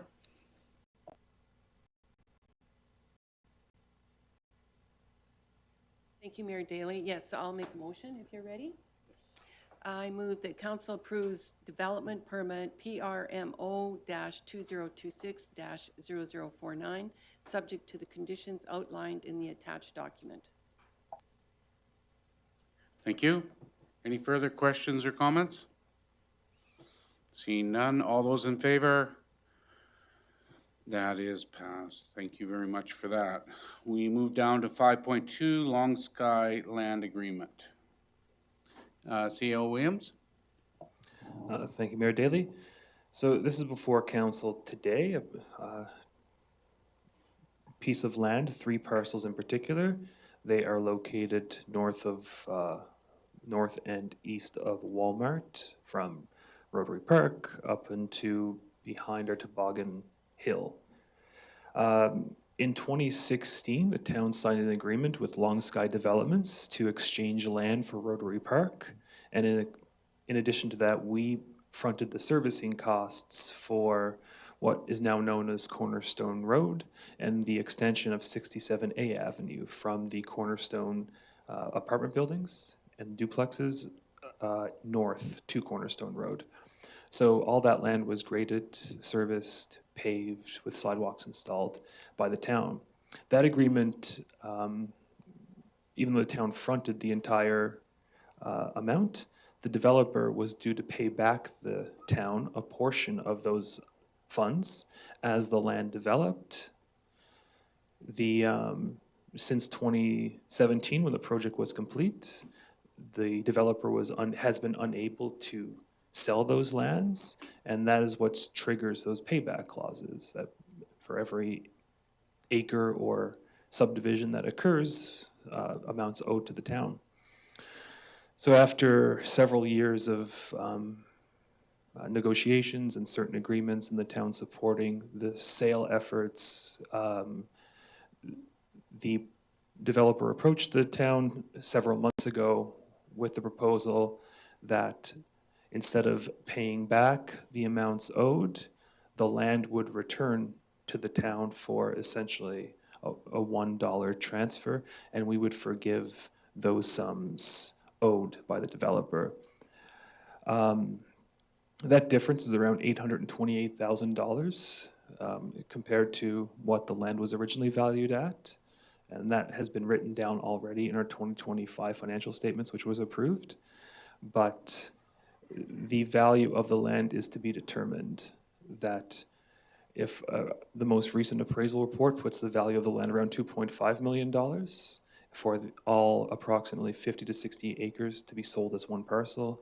But should the town take this over and then try to work incrementally to sell these lands in conjunction with a private developer, we could realize a higher return, but that's an issue for another day. The matter before council right now is that we have an opportunity to acquire this land, even though we are forgiving the sum, and we hope to get back those funds through future land transactions. Right now, the amount owing to the town, the principal amount is about $2.9 million. So if council approves, we'll start with an area structure plan amendment as the next step, and then begin advertising the land for sale. The risk of not approving it, of course, is that it's still status quo. It's been a decade since this agreement was made, and we've had no traction on getting that land sold and those funds returned to the town. So this is an opportunity to make that happen. So I'm happy to take any questions on this. I know we've been dealing with this in various forms for some time, but I'll open it up. Councillor Blatz. Thank you, Mayor Daley, and through you to CL Williams. So this transaction started well before any of our time, which is, we can't do anything about the past. But this money, we did not borrow money to do any of the infrastructure work. This was stuff that we paid for via cash. Am I correct in that? Like we don't owe a debenture on this particular property, do we? Other than paper, like it's not a financed loan. Through the chair, it's correct. It's not debentured through a financial institution. It has been on our books since 2016, 2017 as a receivable. And it was adjusted this year just based on the change in valuation, that information we received from the developer, but it came from our cash, essentially, as you mentioned, 10 years ago. So. Supplemental. Thank you for that, C.O. Williams, because I did notice that. And I think there was he touched just briefly on it this afternoon in the delivery of the financial statements, but I've noticed it in the past. So going forward then, if this is passed today, we will then ensure that we give our local people the opportunity to be aware of what the situation is, and any potential real estate or developers will be given an opportunity to approach the town now and work with you to make some development plans per se, or purchase and sell the land, correct? If that's a question could be asked, maybe I'm out of line asking that question. Through the chair, our intention is obviously to once it's ready to market, to do it as openly as possible. But yeah, until council makes its decision on this, and then the area structure plan, and then how the land dispositions will occur and how development is slated to happen, it's probably premature for me to provide a full answer on that. Thank you, fair enough. Councillor Wilson. Thank you, Mayor Daley, through you to the CAO. I realize, we're talking a span of 10 years here, a multitude of factors that either worked, well, for the most part, I guess, worked against us in terms of valuation of the land 10 years ago and now, and the inability for the landowner, current landowner, to develop it. What are our learnings, and what are our safeguards that we can put in place, or have put in place, or will put in place to hopefully prevent something like this happening again, if at all? Thank you. Thanks for the question. Through the chair, it's a difficult one. I mean, obviously, I'm speaking without being here in 2016, but this deal helped get Rotary Park built because it was part of a larger land swap, and then we had to service the land leading from Cornerstone to Rotary Park. So that was probably the main rationale 10 years ago or so. But when it comes to council's authority and the Municipal Government Act, like you have that authority. So the guardrails are yours to implement or to change. So for instance, policies around or bylaws around co-sharing infrastructure costs, always an option. That can be as simple or as prescriptive as you wish. On the simple side, that the town shall not cost share private infrastructure to that extent, or prescriptive that unless it meets certain thresholds, like under offsite levy regimes, for instance. This one was kind of certainly a one-off. I haven't seen a deal like this in my career. So one would hope that this wouldn't be repeated in the way, but if it was, not because it was a bad idea, I just believe the execution was not thought out in terms of that repayment mechanism, and whether it be timelines or trigger points. Yeah, there's certainly improvements to be made here, but the answer to your question is council does have the authority to enter into agreements like this, should it choose. So.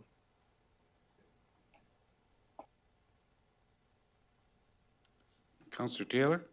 Thanks, Mayor Daley. Through to CEO Williams. The forgiveness dollar amount, is that, can that be broken down into how much concrete asset is in the ground versus interest payments? Do we have a sense on how that's broken down? Thanks. Through the chair, just to clarify, are you talking about the ratio between interest and principal, or talking about the value of what's left after forgiveness? The value. Okay. Yeah. So even though there was a write-down in our financial statements, that is not truly reflective of the actual disagreement or the proposed motion on the floor today. Even though we are going to forgive, in theory, if this is approved, the amount owing by Long Sky Development, we don't lose that money. Instead, according to our financial statements, we gain an asset equivalent to the dollar value. So it's not a net loss, it's us ending our relationship with Long Sky through forgiving a cash amount owed in exchange for an asset of equal value, if that answers your question. Okay. Any further questions or comments? Councillor Overwater, Yes, I'll make a motion if you're ready for that. please. Thank you, Mayor Daley. I move that council direct the chief administrative officer to execute the agreement with Long Sky Developments Limited for the transfer of lands to the town of Olds. Thank you. Any last comments or questions? Not seeing any. All in favor? That is passed unanimously. Thank you very much. All right, item number 6 now. We move on to council reports. Let me just get down there.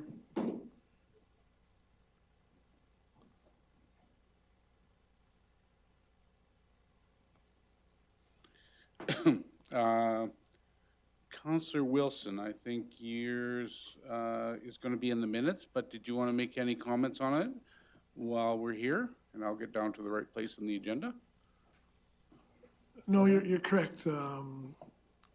My report, due to a technical glitch that I couldn't address because I was in a full-day meeting, will be part of the minutes. Nothing really glamorous to report. I attended the Mountain View Senior Housing Strategic Meeting, our annual strategic meeting, where we set our vision and some of our deliverables going forward for the next 3 years. I attended the Interact banquet, which was a fundraiser for the lending shelf, and also my Community Futures Central Alberta obligations in terms of some staff progression opportunities with our executive director. So that would be about it. Thanks. Thank you. Councillor Kirsch? My report will also be included in the minutes. I was away last week and I didn't have access to my technology, so apologies. I only got back at 12:30 this morning, so. Expect a full content report on that week you were gone, with details, please. All right. Any questions of any of the reports that are in front of us here today? Seeing none, then I'll ask for a motion. Councillor Blatz. Thank you, Mayor Daley. I move that the reports from council, boards, committees, and commissions ending April 27th, 2026 be received for information. Thank you. Any last comments or questions? All those in favor? That is passed unanimously. Thank you very much. So that takes us down to our correspondence and information. Item number 7. As you can see, there was quite a bit of correspondence that took place with council and myself. Is there any questions? Anything? Okay, I'll look for a motion then. Councillor Cook. Thank you. And I move that correspondence and information reports ending April 27th, 2026 be received for information. Thank you, Councillor Cook. Any comments or questions? Seeing none. All those in favor? That is passed unanimously. Thank you very much. And that takes us to item number 8, closed session. Can I get a motion to move into closed session, please? Councillor Overwater? Thank you, Mayor Daley. Yes, we moved into closed session. Do you want me to read all this off? Okay. Closed item, number 1, ATIA, Section 26, disclosure harmful to intergovernmental relations, Intermunicipal Corporation Committee, ICC. Item number 2, ITA, Section 19, disclosure harmful to business interests of a third party, naming rights. Item number 3, ATIA, Section 32, privileged information, legal update. And that's at 4:18. All right, all those in favor?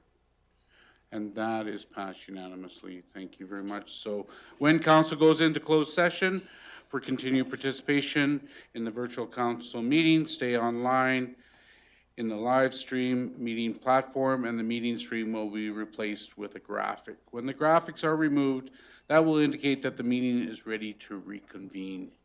Thank you very much. Let us know when we are ready to go.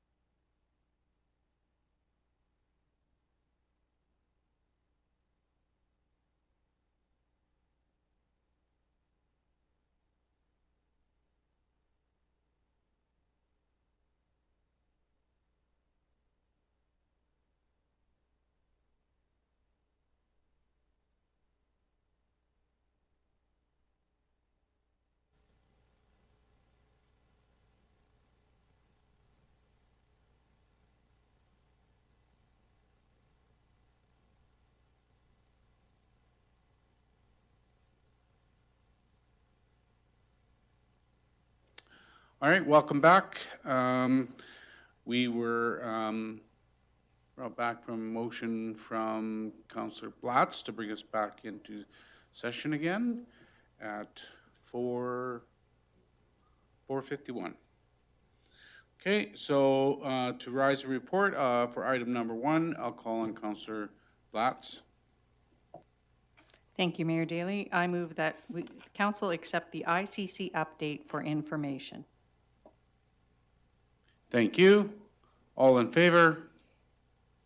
That is carried. Item number 2, Councillor Krusch.